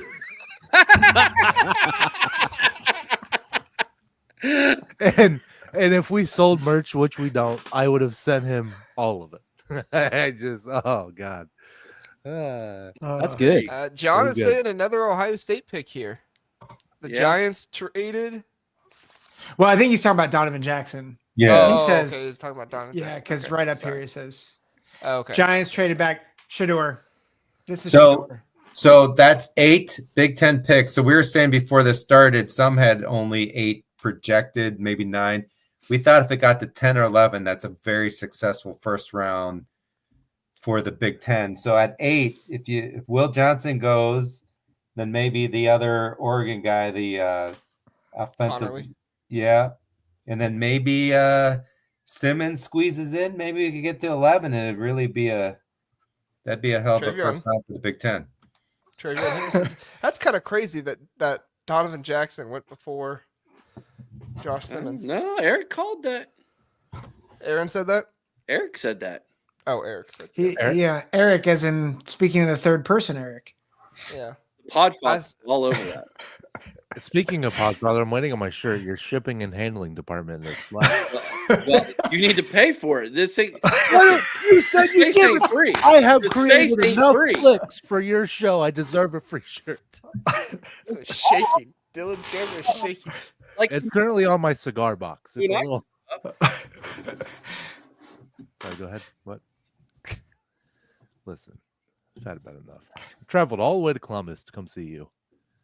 and I appreciate Oh, that. wait a minute. Giants, did the Giants trade? Is this where Shador is going? Yeah. Yep. Yeah. That's what Brian's saying. What was the trade? Anyone have the detail on the trade? I'll look into it. So is it Shadur or Shadur? Yeah, I'm probably saying it wrong. Shadur? Shadar? Sheeter? I don't know. I feel like it's Shador. Like Shador, as in like I'm slamming Shudder? the door. Shudder. You shudder when you hear his name. Ooh. Oh, they're also showing the Jackson Dart Room on ESPN. So, So we're either getting Shador or Jackson Dart here, we think. Do the Giants have a quarterback? What is it? Still that Dylan Joseph guy? Ooh, athlete. Daniel Joseph? Daniel What was his name? Jones. Daniel Jones. It was a guy with a J name. Yeah, I think. The Texans got the Giants' 3rd round pick, which is number 79, a 7th round pick, a 2026 2nd round pick, and a 2026 4th round pick. My gosh. Giants, why? I just saw a tweet that said they're It taking is Jackson Dart, Dart, not It Sanders. is Jackson Dart. Oh my gosh. Clap boy. That was hilarious with Gruden. Yeah, that's what Did we you were see talking about that? earlier. Oh my gosh. Like he doesn't have a single cadence at all that he could have gave Gruden. It's just only claps. That's all he knows how to do. That's a red flag for me if I'm an NFL team. I don't care. Not for the Giants. I guess. Well, they're a poverty franchise, so I'm not surprised. What is it? You're a Detroit fan, right? Yeah. Yep. I was Yep. gonna say. I was gonna say, he's got the Lions. We used to sweatshirt be on. poverty. We're not anymore. Yeah, not anymore. Yeah, we're legit now, kind of. Michiganders. Oh, you high noon in it? Drink like a Black divorced cherry. single woman. Black That's all I had. I mean, I could have brought some bourbon up here and just sipped I on mean, that, I guess. Put some hair on So that you shit. didn't want to go out and get some drinks for the show. JR, what are you sipping on? What's it called? The ale, the apple ale. What's that called? Oh, Orchard, Angry a Orchard. little apple orchard. I like Yeah. it. that's okay, but high noons are not okay. I mean, the Apple Orchard bottles are cooler. Oh, look at Guggenheim being healthy and drinking water. Actually, I am drinking water. My students today, I cracked open a sugar-free 7-Up because that's all the cafeteria had, and they're like, "Do you ever drink water?" I'm like, "Will you not judge me?" Okay, like you are 9. Go. It was big talk from somebody with the bedtime. Like, let's relax. Okay. 9-year-olds are notoriously judgmental. Dude, they'll make you honest. I mean, Lord Almighty. Kent, if you were sipping bourbon, what is your Eric breaking out the Angels Envy. What? Wow. How'd you get that engraved? I have some amazing fans at the OHIO podcast. Sources. You're such a big bourbon people are so friendly. Who might actually be in this chat. Hey, Steely Matt's here. He made me an honorary Buckeye. There you go. Wow. I toured the Angels Envy distillery in Louisville, and it's really fun. That's because Guggenheim, you are an angel. I don't know how to respond to that. And Dylan is envious, apparently. Listen, whatever I can get. Wait, did I meet Bobby Mack at the tailgate, Eric? Yeah. I thought so. Yeah, I thought name sounded. Well, what a Bob. Man, you They guys still haven't announced this. So They still haven't announced the Newark pick. Oh, another trade. The Probably Falcons now are That Jackson Dart. Jackson Dart. He kind of looked like that JoJo chick that's everybody's talking about. JoJo Siwa? Is that her name? I don't know. It is. Twitter is confirming that Jackson Dart is the pick. It's like, wait, what? So unless someone trades up, Shador is going second round. Unless someone trades up now, because that's. I was going to say, nobody else needs a quarterback. Baltimore's good. Detroit. I don't know, Kit. Nah. Would you rather have Shador than Jared Goff? Dude, Matt Campbell. and We got Shador Hendon will not Hooker get last along. year. We don't need him. I'm sorry, you got what? So We got a that's hooker right, you last just did year. Hendon Hooker. Pause. We got a lot of hookers in Detroit. Ain't that No, the we truth? don't need him though. We just signed Jared Goff long term, and we do have a old rookie already. So Long term, how much long termer can Oh Goff my he's get? not that gosh. old. They did it. He's like 32, I think. All right, JR, go find a picture of JoJo Siwi or whatever her name is. Oh my God, I laughed at that because It's I was going Jackson through my Dart. gifts folder yesterday on my phone, and I had one of her for some reason, like on a talk show, dancing crazy. Of course, you have a gifts Yeah. folder. Yeah, I have a specific one just for JoJo Siwa too. Yeah, Who would big the JoJo Siwa Falcons? fan. Sorry, who would the Falcons be trading up for? Do you think? No, please. Yeah, you talk better football. apologize if you're talking about football. Zach. Yeah, what do you change? Acting like we're actually on a football show. What do we- Listen, I'm trying to keep us on task here. Come on. Wait, listen. When Well- I was invited, there's no on task. Okay, That's Off fair. the rails That's is very my fair. middle name. The top players available are Will Johnson, James Pierce, Maxwell Hairston, Gus. Mike Simmons. Green, Jahad Campbell, and the next Big Ten guy is Josh Simmons, Ohio State. Man, it's almost like According to Ohio State's ESPN, good at Travion football. Henderson and Josh Connerly are down there too. If Will Yeah, I Johnson's don't know still what there in the for the world the Lions, we'll Falcons are definitely take doing here. him. Eric, is that a natty trophy behind you? Yeah. Yeah, I wish I knew what that was like. Do they need a quarterback? Yes, Kent? yes, we need all defensive backs we Hey. can get. Watch. Okay, JD, don't fumble it. JD Vance. Hey, by the way, when Michigan finally gets their wins vacated, I'm gonna have a banner made for the Big Ten champion, the real 20. Yeah. What is this 20-something? 2022? Yeah, Big Ten champions. You better, because you guys probably won't ever make it back. You're right. But- Ooh, I don't like it. trash talk. Now that they got rid of the Western, or what was it, the West? We were the Divi- I don't last. even remember what it was called. We were So the long last. ago. We were the last Big Ten West champions. West Division. All right, what does Atlanta need Philip then? is saying Henderson to So- Atlanta. Get some So- Bijan Robinson and some Trevion Henderson together there. That'd be interesting. Mel Kiper did not like Jackson Dart over Shador. He likes Shador much better. I Well, would. do I, too. if I'm a Giants fan, I am really disappointed that I'd be JoJo's my pissed. quarterback now. I mean, if you don't see that, if you can't see JoJo right now looking at him on TV, I don't know what to tell you. He looks just like her. Oh man. And 19, let's see. 19 of 25 picks have been SEC and Big Ten. Wow. I mean, How many of those were from Purdue? Shut up. let me add that up real quick. Did I just come here to get bullied? Ah, That would be It's called comedic relief, Dylan. a zero. Comedic relief. yeah. I'm Fat McAfee. I get it.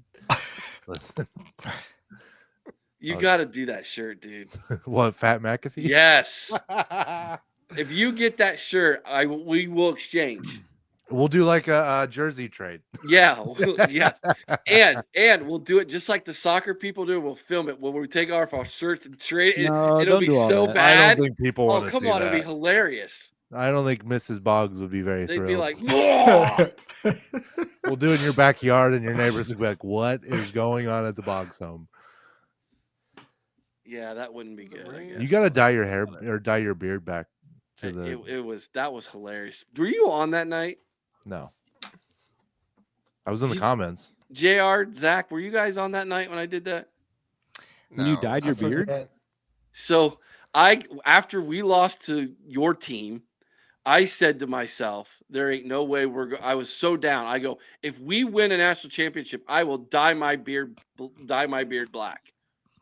And then Oh, lo grande. and behold, we did. So I got on Thursday night in a college show and I had my wife dye my beard black.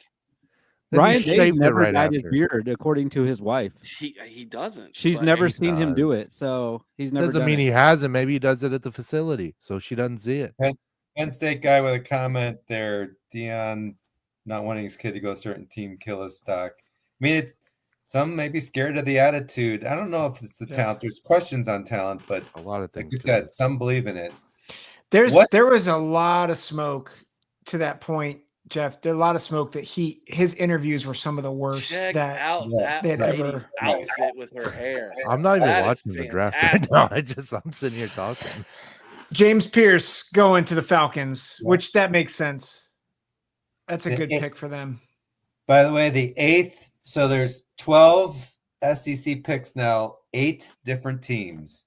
So we can bash on the SEC, but that depth at least is showing it from a first round perspective. You could say that, but I also could say that that depth is because of Nick Saban not being there anymore, and it's dispersed more evenly, too, right?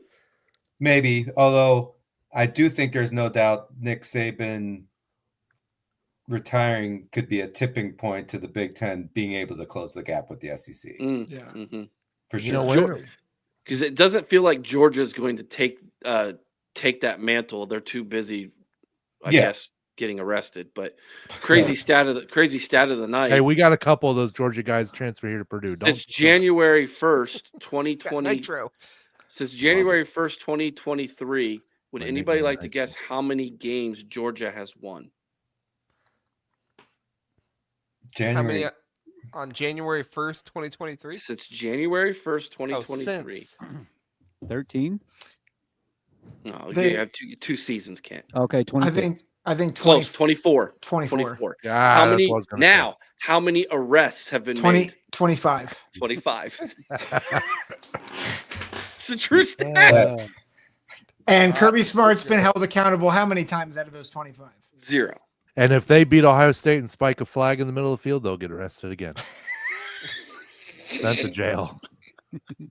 Yeah, we Are they playing this year? do all know if you're a coach and you're winning a lot, you can get away with a lot no matter basketball or football. Hey, Eric.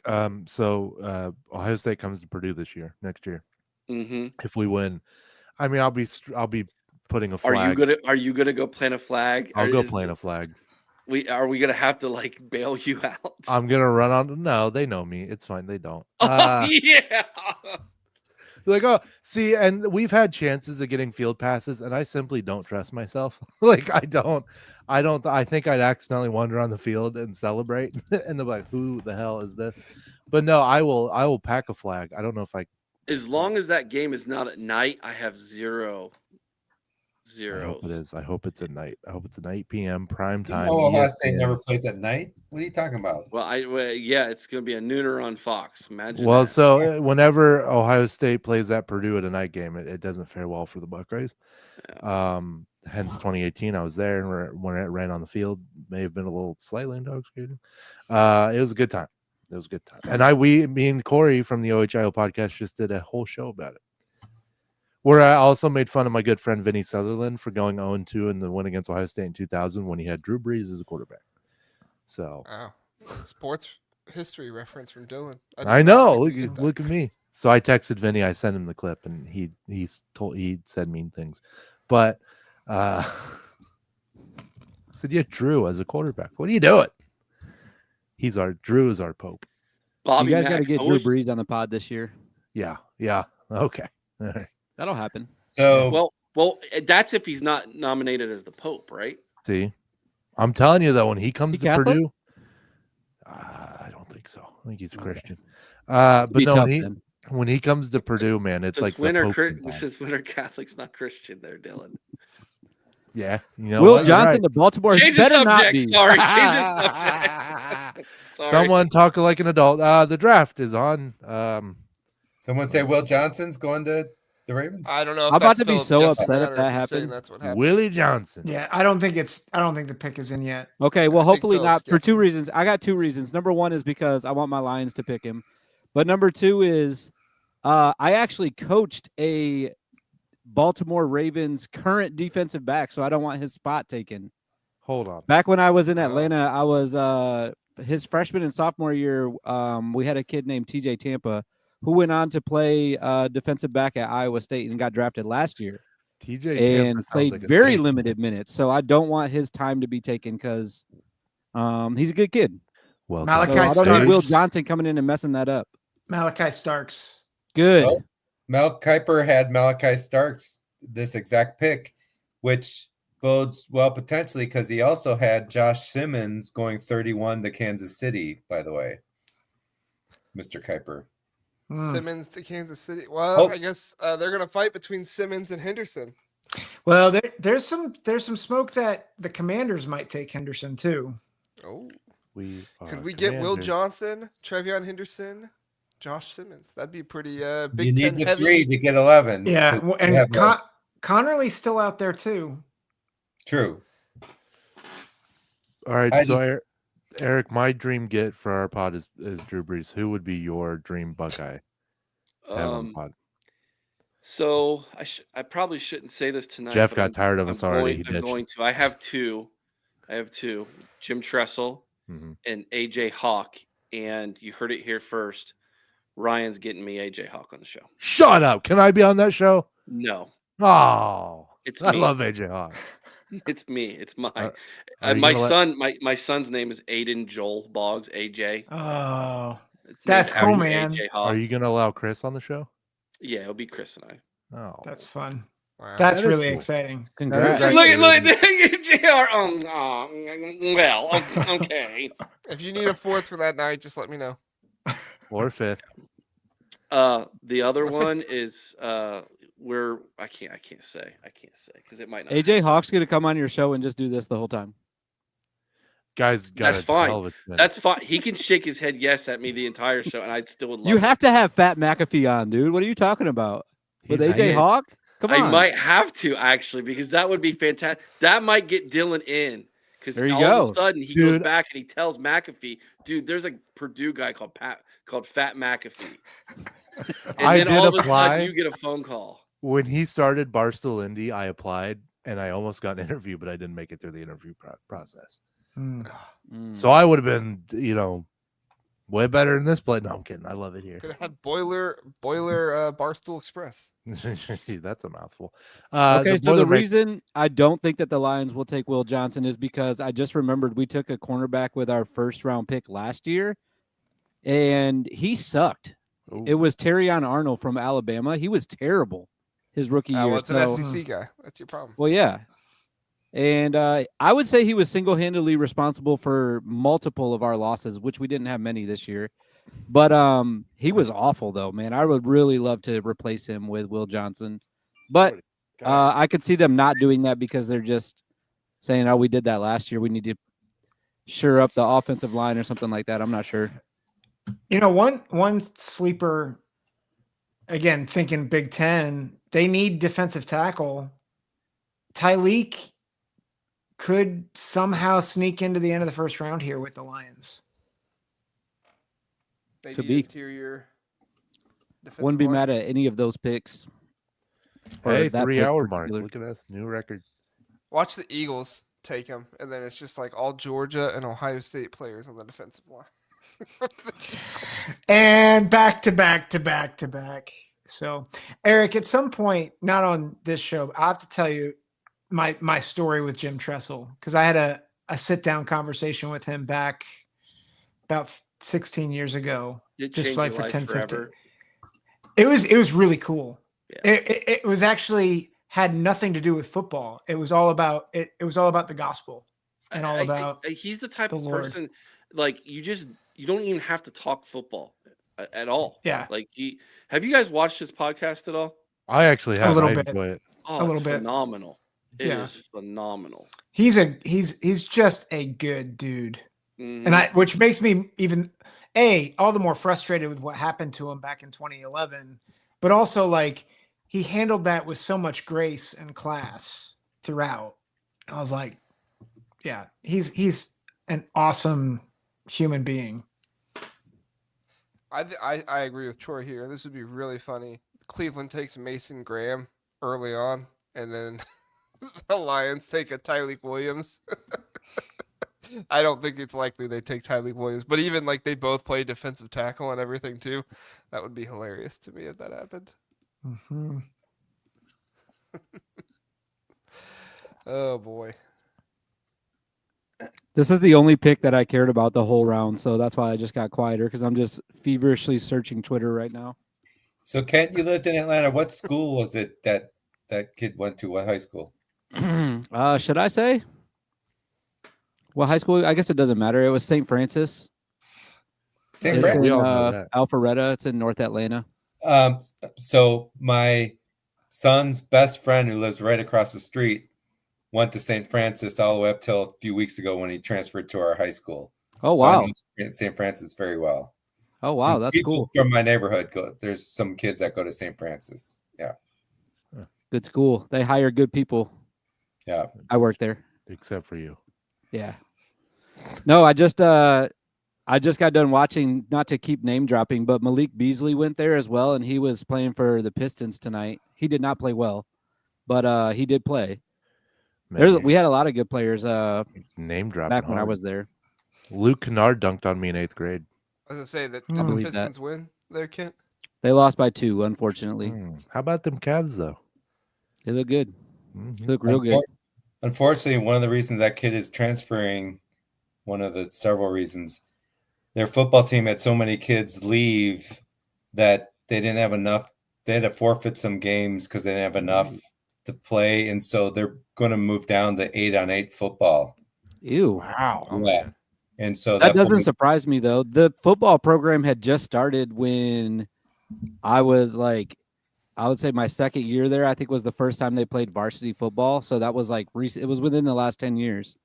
And I had issues like when I was doing 5th and 6th grade football. I ran a whole season with 14 kids, 11 on 11, 14 kids total. Yeah, they're just slim. It was tough. Don't tell me Tyleek. Bryant. Are you Tyleek. serious? That's what it's looking like on Twitter. What do you mean looking like? Wow. Like Yeah, because Twitter Twitter's- does all. Twitter's like uh, if it's on Twitter. It's John real, just right? confirmed it. John just confirmed it. Tyleek. Wow. John feels like Trilly Donovan right now with how he's calling these out here in the chat. I think I'm he gonna- just has he has I'm he gonna has have to the mute right you guys stream. and listen to the boys talk about Tyleek. Jeff, is that not you shirt? It is. God. I'm an IU grad, but I'm an Ohio State football fan. Next Filled morning. water. Well, at least you're not a fan of their poverty football program. Well, we used to play basketball, as you know. Yeah, used to. The asbestos-filled banners. We're say thinking otherwise. about getting back into it again, is what I Hey, heard. we're waiting. All right, listen. My word, what's the name of that Lions head coach again? Dan Campbell. Dan Campbell. He's huge, man. He's in that draft room, and he is just bigger than. There's a poor girl in there. I swear, she is half the size of him. People say Dan and I look alike, and I'm like, yeah, I know. The Dan Campbell of Pat McAfee's. Is that him? I am sneaky tall. When I first met Russ a few years ago, he was like, I didn't think you were that tall, and I'm like, surprise. Eric's sneaky tall. No, I'm not. Am I'm I- just sneaky big. Upper court. Does this tight Quick screen hands. remind you of sitting at Ross-Ade Stadium? A Big Mac Mary shout out. Yeah. Mole lady. Well, Kent, you're the resident Lions fan in the room. What do you think about Tyleek Williams increasing the interior of your defensive line there? I like it. Our defensive line was obliterated last year with injuries, so I feel like you can't have enough defensive linemen, period. So if he's able to provide like even just, a couple downs here and there, I think we're going to be fine. I don't know if we re-signed that guy that we signed towards the end of I can't even remember his name, so I don't even know why I'm talking about him, but we had a guy that we signed towards the end to make a playoff push with, and he was pretty good, but I don't think we re-signed him, so I think we need help on the defensive line. I would have liked more help in the defensive backfield because, like I said, Terrion was so bad last year for us, and then, we had an injury right at the beginning of the playoffs with our other cornerback, so we had 0 good cornerbacks as well. But hopefully those guys get better because they're young, and then bolster up the defensive line is always smart, I think. So I think it's a good pick. Overall, John I'm makes happy a with really it. good point. Aiden Hutchinson being out, that was huge. Yeah. And we had him out, but we also had a few other guys that were like beginning. I think our defensive line to start the playoffs, none of those guys started the season. Like on the defense, they weren't Wow. starters. Geez. So they were all That's backup rough. guys. We were hampered by injuries last year. So yeah, I like it. I like the pick a lot. It's good. So it got the Booger McFarland thumbs up, just so you guys know. He really liked Nice. the pick. Good job, Booger. I was gonna say I like it from the standpoint going back to what we've said with interior pass rush. I thought Tyleek Williams was the best defensive lineman on Ohio State's in Ohio State's team last year, and a big reason why is because he could collapse the pocket on the interior, and so you combine him with Aiden Hutchinson. I think that's a really good combo for them. I'm getting sleepy. I agree. And you guys got day I'm jobs? excited. Booger don't have McFarland. any, being football named Booger, it's just not good. I do want Dylan's It's thoughts. not. on Oh, I got. the It took me a addition. second. Sorry, I was making a graphic at the same time, but that was a really good joke that I missed. Eric, Good I'm job. not mad. I'm just disappointed. Why? I don't think anybody else got it though. At first. No. That was very. I didn't No, I hear it got because it. I Eric was was just cutting shaking out. my head. What'd you say, Eric? I didn't hear it. You were cutting out. But Yeah, I did being miss- named Booger McFarland and naming your child Booger, it's just not good. I imagine. Booze in the Good And I chat. love the name, man. I mean, you better be a badass Yeah, having you're been like gonna- Booger all your life. You know what I mean? Like, I'm gonna try Fat McAfee on for size. I just need a. and What's the Big what's- Ten what's- SEC run continues, man. Unbelievable. what's Twitter saying here, Zach? What's the all-knowing Elon Musk saying on this one? Yeah. They got anything yet? No, I mean, in general, it's just people who have a quicker access to the feed. That's what's happening. So it's just like John. Like John has But what quicker feed are access. you on? John's there. Well, I think it's just different people have different delays on their stream. So depending on what your carrier is, like YouTube TV might be a few seconds I'm delayed. getting to that from, age where there's a delay on my stream. It's really worrying me. Wait, where's the draft? This year? Thank you, Eric. Thank you You're for welcome. I'm here all night. Literally. that. Oh, God my darn goodness. it. Let me tell you. Where's the JR? Is there going to be room in the huddle budget next year for you and I to do like man in the streets content at the draft? Yeah, sure. Let's do it. Where's it at next year? Look Nobody it up. knows. Josh Connerly. So another Oh. Big Ten guy. All right, Jeff, what's the count? Big Ten versus SEC. What's the count? We got 2 in a row. It's 13-10. That's pretty damn good. I mean, the fact we're to 10, it's been a very good draft for the Big Ten. If we get to 11, it's been an excellent draft. So what was the question you guys? Sorry, I was finishing the graphic that I was posting about Big Ten. What? Another like the media days? Is that what you're talking about there? The DK? draft. The whole reason we're here right now, Pops. Jeez. Oh, the draft next year? Yeah, the draft. We're talking about. I don't know. No, we're gonna do some man in the street. Listen. Pittsburgh. I didn't know it was in Green Bay until this week. I didn't know until tonight. It's in I Green was Bay like, right now. Isn't it it's in cold Green there? Bay. Aren't they No, all it's like freezing? summer.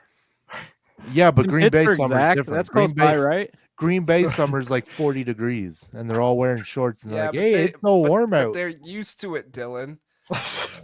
I mean, listen, if like- like my fat guy self, if it was 40 degrees, that's awesome weather. That's perfect. It's when it's 80 and I'm fat guy sweating everywhere I go, and I don't like it. Fat guy sweat does suck. It's brutal. It's the Yeah. worst kind of sweat. Trojan is throwing a little. Well, not throw. He's throwing a little shade at Oregon while also giving a backhanded compliment to Oregon. So they developed someone. Typical for Trojan Trojan fight. Wait, somebody from I Oregon like it. got drafted? I totally missed that. Two Two. guys. Connerly. He just got I meant drafted to like just Washington. now though. Yeah, Yeah. Josh Connerly. We could get to 12. We could seriously get to 12. Yep. I got a Big Ten. question. How many picks? How many people from USC has been drafted so far? Oh, Oh, it's the same as Purdue. My bad. Okay, USC and Purdue right there. there you go, Eric's just Dylan. coming after the listeners. tonight. Oregon was good up I front. can't And believe it. me, like, what do we forget Wow. the listeners? Listen, with all of us, you know, like in wrestling, right? You need to have good guys and bad guys, or you had to. Eric is serving as the troll for tonight to some of Am our I? listeners, just for some of our listeners. I Not asked a Oh, we legitimate got Josh question. Connerly at running back in high school. Nice.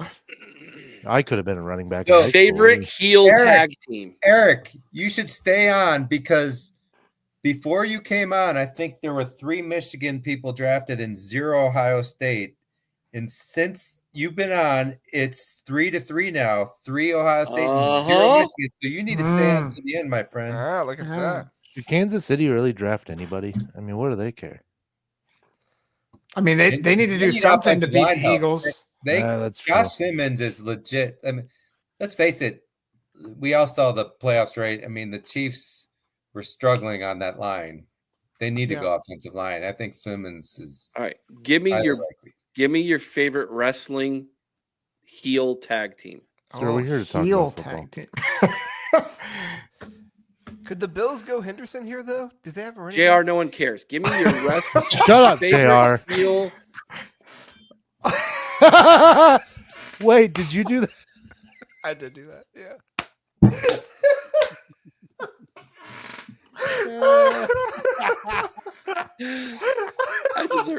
I deserve that, JR. You just wanted a timeout, pal. I can't get back. I turtled for a minute. I couldn't get back up. Oh my goodness, that was amazing.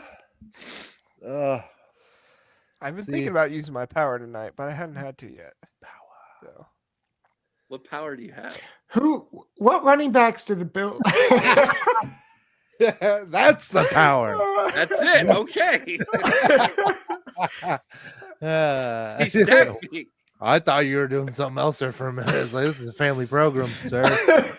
Then you're really gonna get the boot, you know. I had a kid, I had a student give me the pinky. All right, and he I just won't. looked at I me. won't make you talk any more football, Eric. What were you gonna say? I'll leave No, it to I'm- you. Now that that's you're the butt okay. of my joke. You hurt his feelings now. Look what you My did. feelings are hurt. Yeah, okay. All right. Well, then we'll just talk about what I want to talk about. Do the No, Bills well, have a so I running was back? thinking. No. I don't know. Do they? I know they have Josh Allen. Maybe they draft Will Howard to be Josh Allen's backup. He's the next Josh Allen, I heard. I like Could be. Josh Allen. Could be. They have James Cook. As long as Chip Kelly's not calling plays for him. Oh, Go. Chip, I'm going to throw all your war medals off the bridge, Chip. wow. Kuiper Bobby Mack had says this Bills is a taking fantastic cornerback. podcast, JR. I might have to watch more often. I gotta See? be honest, Bobby Mack. We don't normally have 6 people on at one time. No, but yes, this you're- is normal for me because at the Boiler Express podcast, we have 37 guys on one show. But you're welcome back anytime, Bobby Mack. We appreciate it. Mhm. Oh, Do you think there's more people on right now or more people watching right now? I guess I could check. Yeah, I was about to say, don't you run the show here, JR? Aren't you Mr. Huddle? Be careful. Oh, look at it. Kent, we got 20 people listening right now. Wow. I'm talking about? sorry. What are you guys doing? Don't you have jobs? But only 15 likes. I mean, come on, guys. Get those likes. If we get 100 likes, Eric Smash will the like dye button, his beard as Eric would again. say. The pick is in for the Bills. Oh, what's Twitter saying? Smash. There you go. Oh, is that what Corey said that when I was on? Smash. Who started that? I You can't or- find it on Twitter like you do. Troy with a pretty bad burn right here. CBS says they need defensive linemen and All right, cornerbacks. Troy. I see you, Yeah. Troy. Oh, guys, Brian Dayball just announced, wake Russ up. Russ will be our starter, he said. Go wake Russ Russ up. Johnson. I'm sorry. He's. You don't want that. We barely want him. He's in our starting 5 as a podcast, and 37 guys. I'm pretty proud. Oh, we've got 42 fans. You son of a gun. Man, nobody's talking about who the Bills took. Yeah, 'cause they're all in Who bed. did they take you? Pick is in. It does say on TV, so No, usually no, you no, know no. by now. Well, what's Twitter I think doing? it's Why Will is Twitter Johnson. That's asleep? what first tweet I saw says Will Johnson. Oh, I don't know if it's true though. It's 6 seconds ago. So I'm starting Damn. Willie to sweat. J. Will we get back to Big Ten here? Willie Back, J. back. Oh, we got another Make-A-Wish kid. That wouldn't surprise me. Kuiper had a cornerback taken in his mock out of Kentucky, so cornerback must be a Bills need. Oh, that Max Hairston now I'm seeing 2 people say Michael B. Jordan. Is that actually a player though? No, that's an actor. actor. I think that's No, I the know guy. it's an You actor. uncultured didn't- swine. I know it's an actor. I'm saying, is there actually also a player? That Yeah, was- his name's Michael Jordan. He played in Oh North my Carolina. Kind of a big deal. Worst pick, the guard to Dallas or Michael B. Jordan to Bills? I don't know.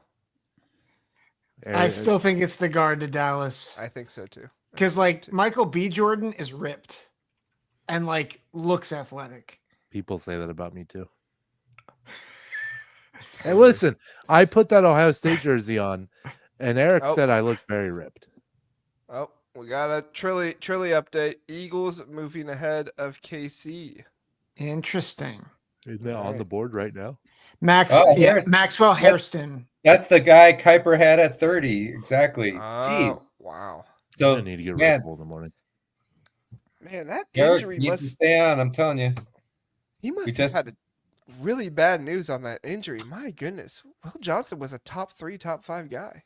I just Yeah. found a Michael Jordan that played on the 2009 Michigan State Spartans defensive line, by the way. So everybody shut up. Well, Michael. There was Jordan a Michael also Jordan an that played on the offensive Ohio line State at offensive line too. Yeah, he got drafted, didn't he? Seattle. Well, see, there we go. Yeah, There's I lots of forget them when out it there, was, but guys. Yeah. Getting sweaty. I'm curious You who should change your the name, Ken. Eagles are going to pick here. Yeah. This Well, let's see. oh, what oh, they Georgia's swapped with players are Kansas City, so available. still chance Josh Simmons goes to KC at 32. Yeah.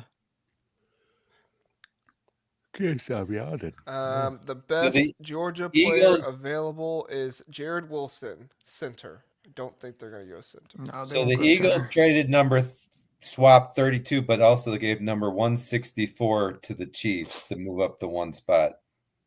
Gave up 160. number Why one. would? Yeah, I'm like trying to think what they would be so excited, who they would be so excited to get to make sure they got ahead of Kansas City for. Right. Eric, here's Do the the question. Eagles need offensive? They don't need offensive line. No, I mean they need offensive guard. Yeah, but that's not Simmons.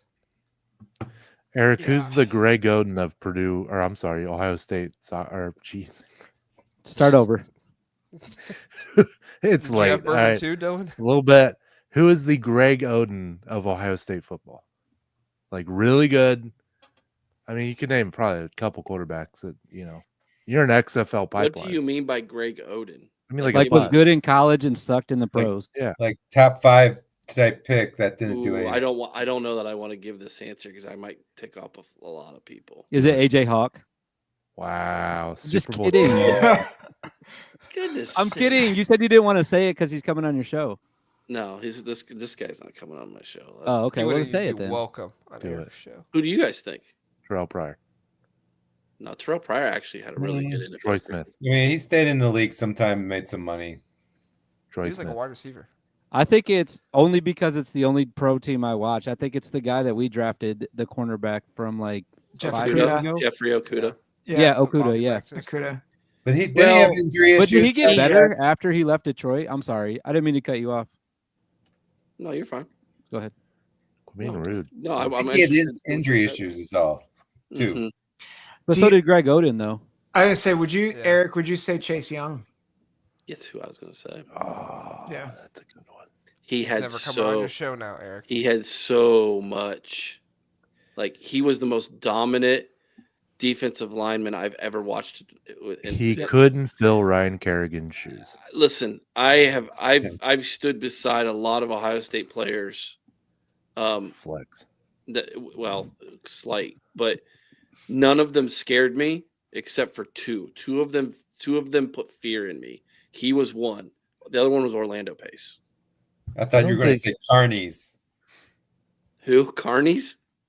You call that from Austin Powers. There's only 2 things that scare me: nuclear war and Carnies. No, the only 2 Buckeyes that I was like, dude, they could probably take my life in less than 3 seconds. I thought that about Matt Painter because he's a unit. That guy's just massive. Jihad Carter Jihad Campbell is the 31st pick. That's who the Eagles are taking. Guys, I got had a a picture funny of me when I reply was- to my. I got a Sorry. picture Another of me when I SEC was, guy, right? Oh, I gotta see this, JR. Yeah, Let's see well, it. I got a picture of me when I was ordering pizza earlier. This was Oh. me ordering pizza earlier. Oh my gosh. the Dahmer glasses. So that Kentucky pick was the 9th SEC school with a first Wow. round pick. That's impressive. Okay, Yeah. Crazy. Jeff. It That's is. impressive, Jeff. So wait, I was Eagles gonna took say I who had a again? funny Who did reply you- since it's on the Eagles right now. Somebody said on my Abdul Carter tweet that it's gonna be fire when he wins a ring with Philly because he got drafted by the Giants and he Oh. went to Penn State. No, okay, sorry. Yeah, Was no, I Ch- get it. was Chase Young Rookie of the Year?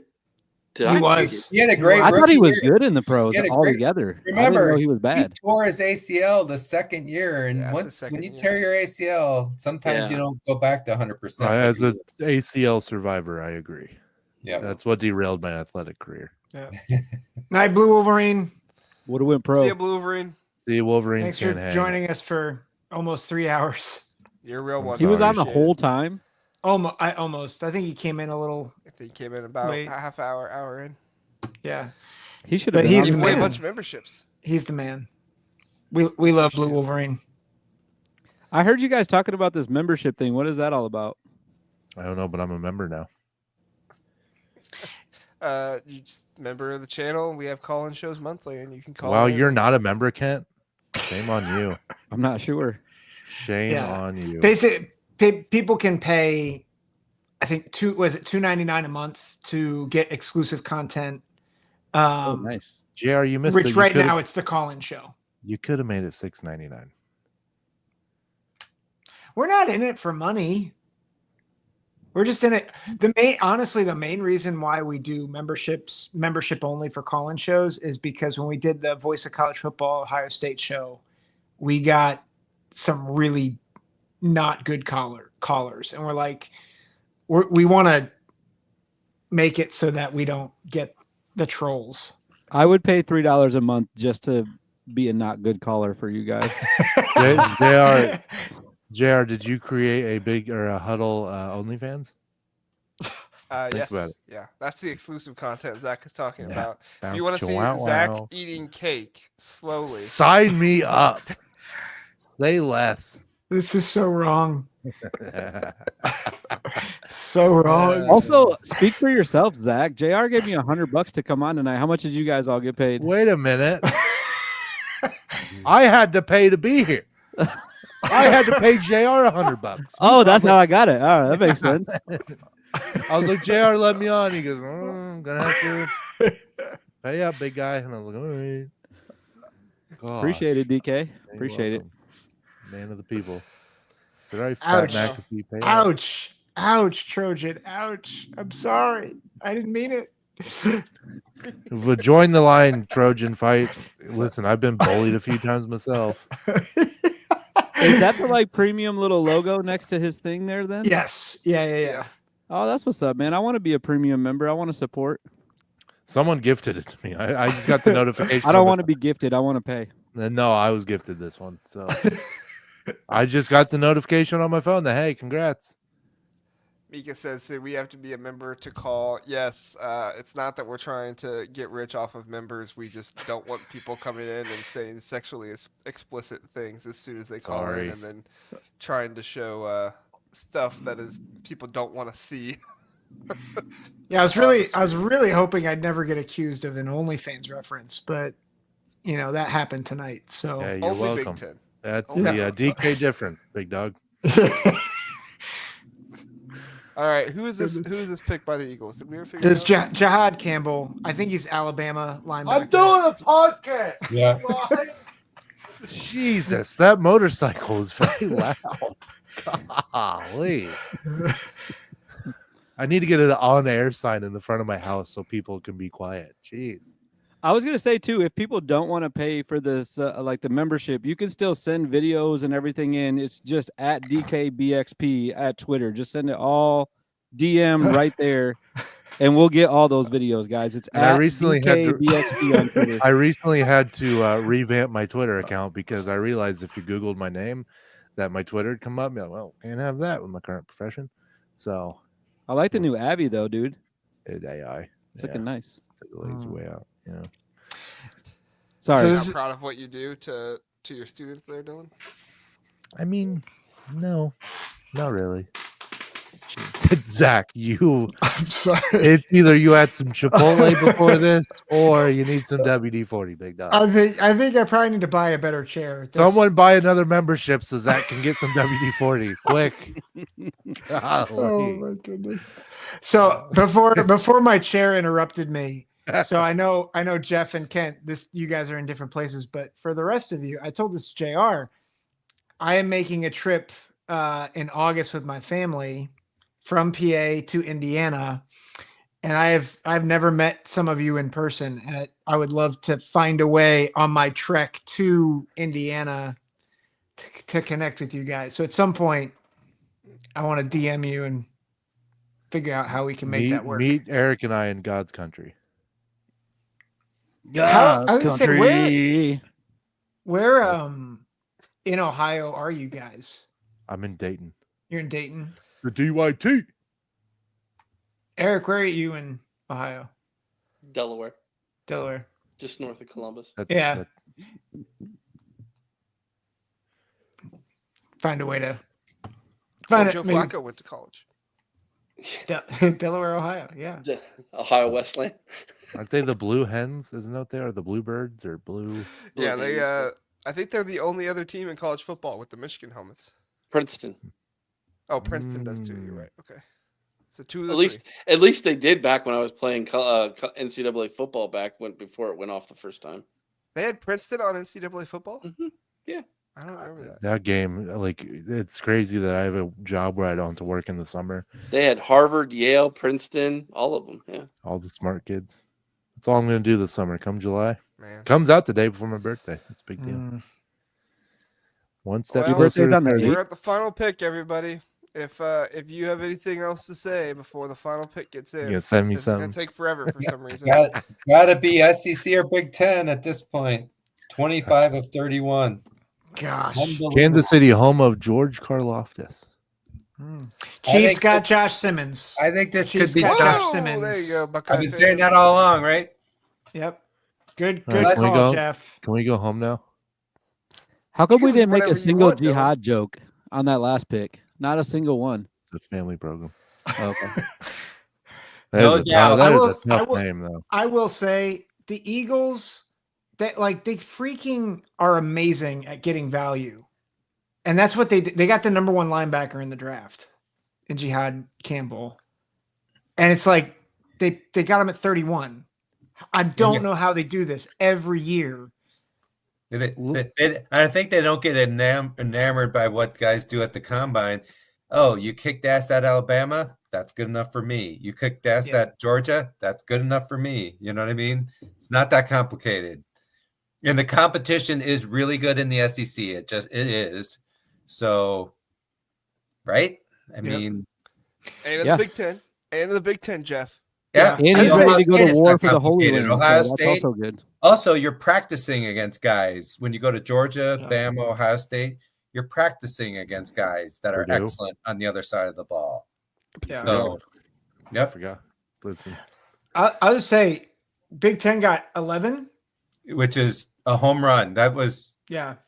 because going in, some had 8 or 9 to get 11. Take that, Mel And- Kiper. Yep. Yeah. And Ohio State ended up with 4. I think that's the most. More than Is that the most? Michigan. That's the So, most of Eric- any school.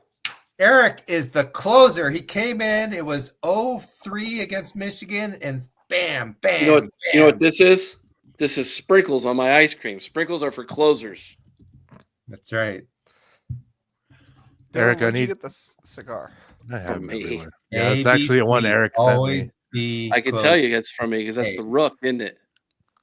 So Yeah, Michigan look at had the you. exact same number of first round draft picks as the number of what they beat Ohio State by. Then is that what you're telling me? Oof. Oh, Oof. That was well Damn it. played. What? Eric, by the way, when Purdue made it to I'm the not sure national Ken knows title, what he's talking about. Hey, you know how many picks Ohio State had? The same number of playoff wins we had. Oh, That's I was impressed by the playoff run. I'm not gonna lie because I thought you guys were gonna go down after that last one.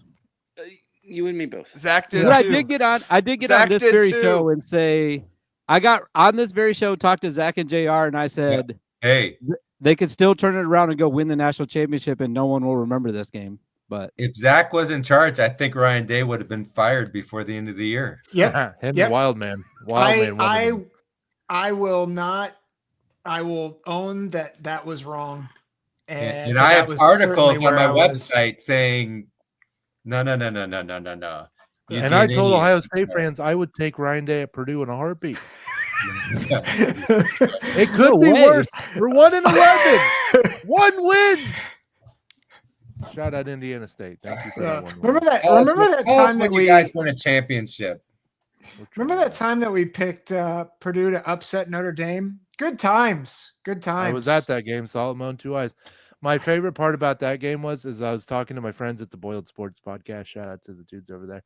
And this lady came from like her seats and was walking the concourse. Did not look like, oh, I was like, she's not okay. And next thing you know, I hear like a wet mop hit the floor, and she had puked up everything she'd ate that day. And I said, yep, that kind of sums up everything pretty perfectly. All right. And then she took a concrete nap and everything was fine. But that Notre Dame game was pretty brutal. I don't remember much from it. The Ohio State game also brutal. I mean, every game that year was brutal. Just gonna try Not and Indiana find it. State. Hudson Card set a record in that. Hey, please put Mika Hannah's comment up. Would you mind, producer? There it is. Ladies love ODK. You sure that's a lady? Isn't it? Yeah. It's one of your listeners, isn't it, Eric? Yeah, she's awesome. She is awesome. She is known as the recruiting guru of Ohio State fans. Really? We just need to Yeah, give she is DK awesome. the Mel Kiper hair now, and Listen, will not stop coming to his house. ooh, give me that Mel Kiper haircut. I'll be divorced again. Well, I guess that's a good way to end the show. So, I mean, that guy looks like a guy that's been married 4 or 5 times. Thanks You for know what I'm having saying? me on, JR. Sorry that you had to kick me off for a couple seconds. it's okay. I just didn't think you'd be on this long. I expected. Thanks for 15 letting the minutes out of kids you, and play. I didn't think I would be awake at this point, but here I am. yeah. I'm going to be dragging into work tomorrow, and I'm going to have to stop for a lot of Red Bull. Oh, gonna yeah. be One big thing we do coffee have night. to do, Eric, Dylan, and Kent, is we do have these head coach wrestling rankings that we need to put together a bracket for, and we need to bring you guys back to help us fill out the bracket for You it. The do- you listeners You have do ranked know. them. You do know that Luke Fickle Yes, is a state champion wrestler. yeah, that's actually what inspired this. Okay. So we want to do an entire episode where we choose who wins each matchup. Are there This gonna will be be the right most- now, Brett Are there going to be Bielema's a weight favorite. classes, or is this going to be like UFC 1? where there Bert's is in his no own weight class. What are you talking Yeah, about? he would, Yeah. would for sure win, right? No. Yeah, No, right Luke now- Fickle would take him.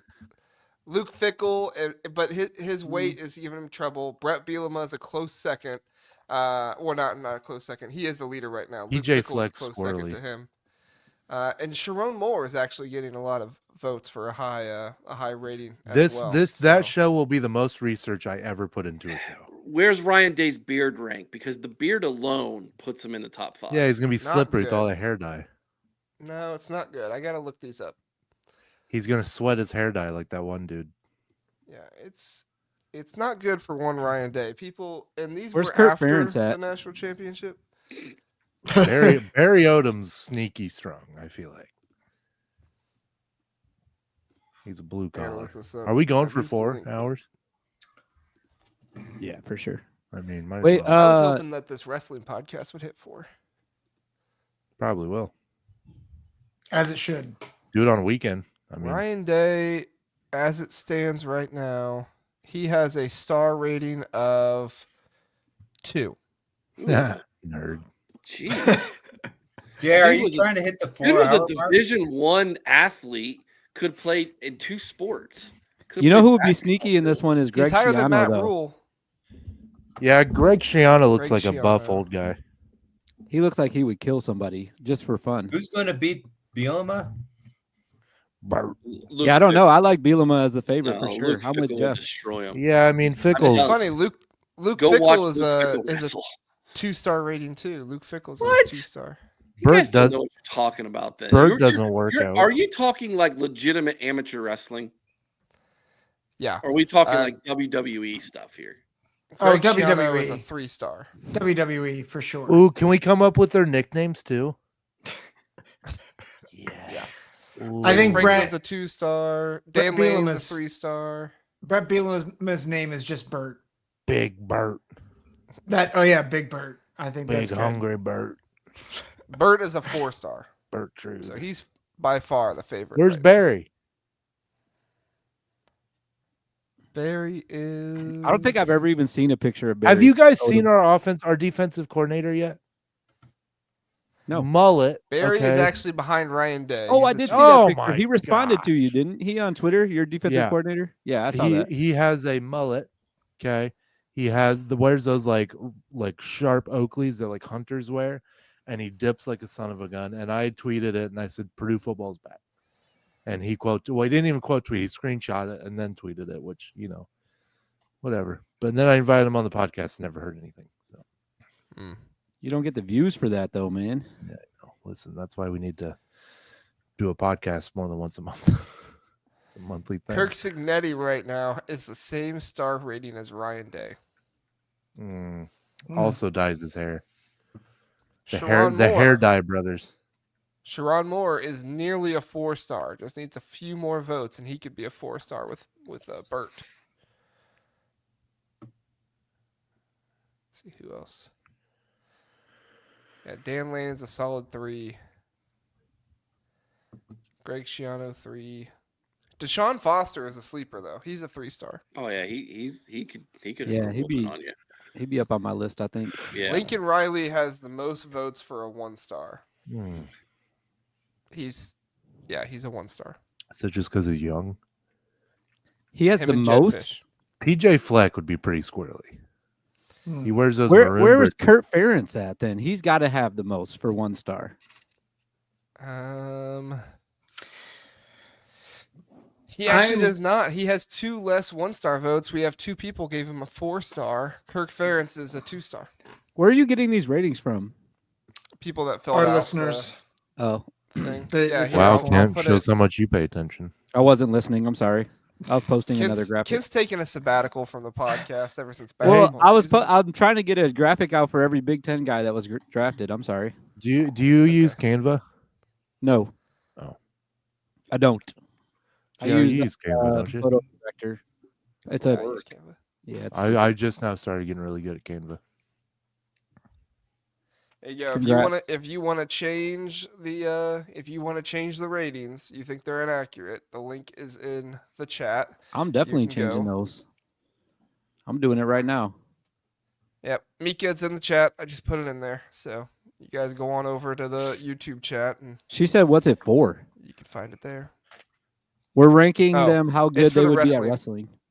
All right, I'm going through Yeah, this so right you just now. give a star Bielema rating. 5-star, Kurt Signetti 3, Kurt Ferentz 1, Loxley 2, Sharon Moore 4, Jonathan Smith.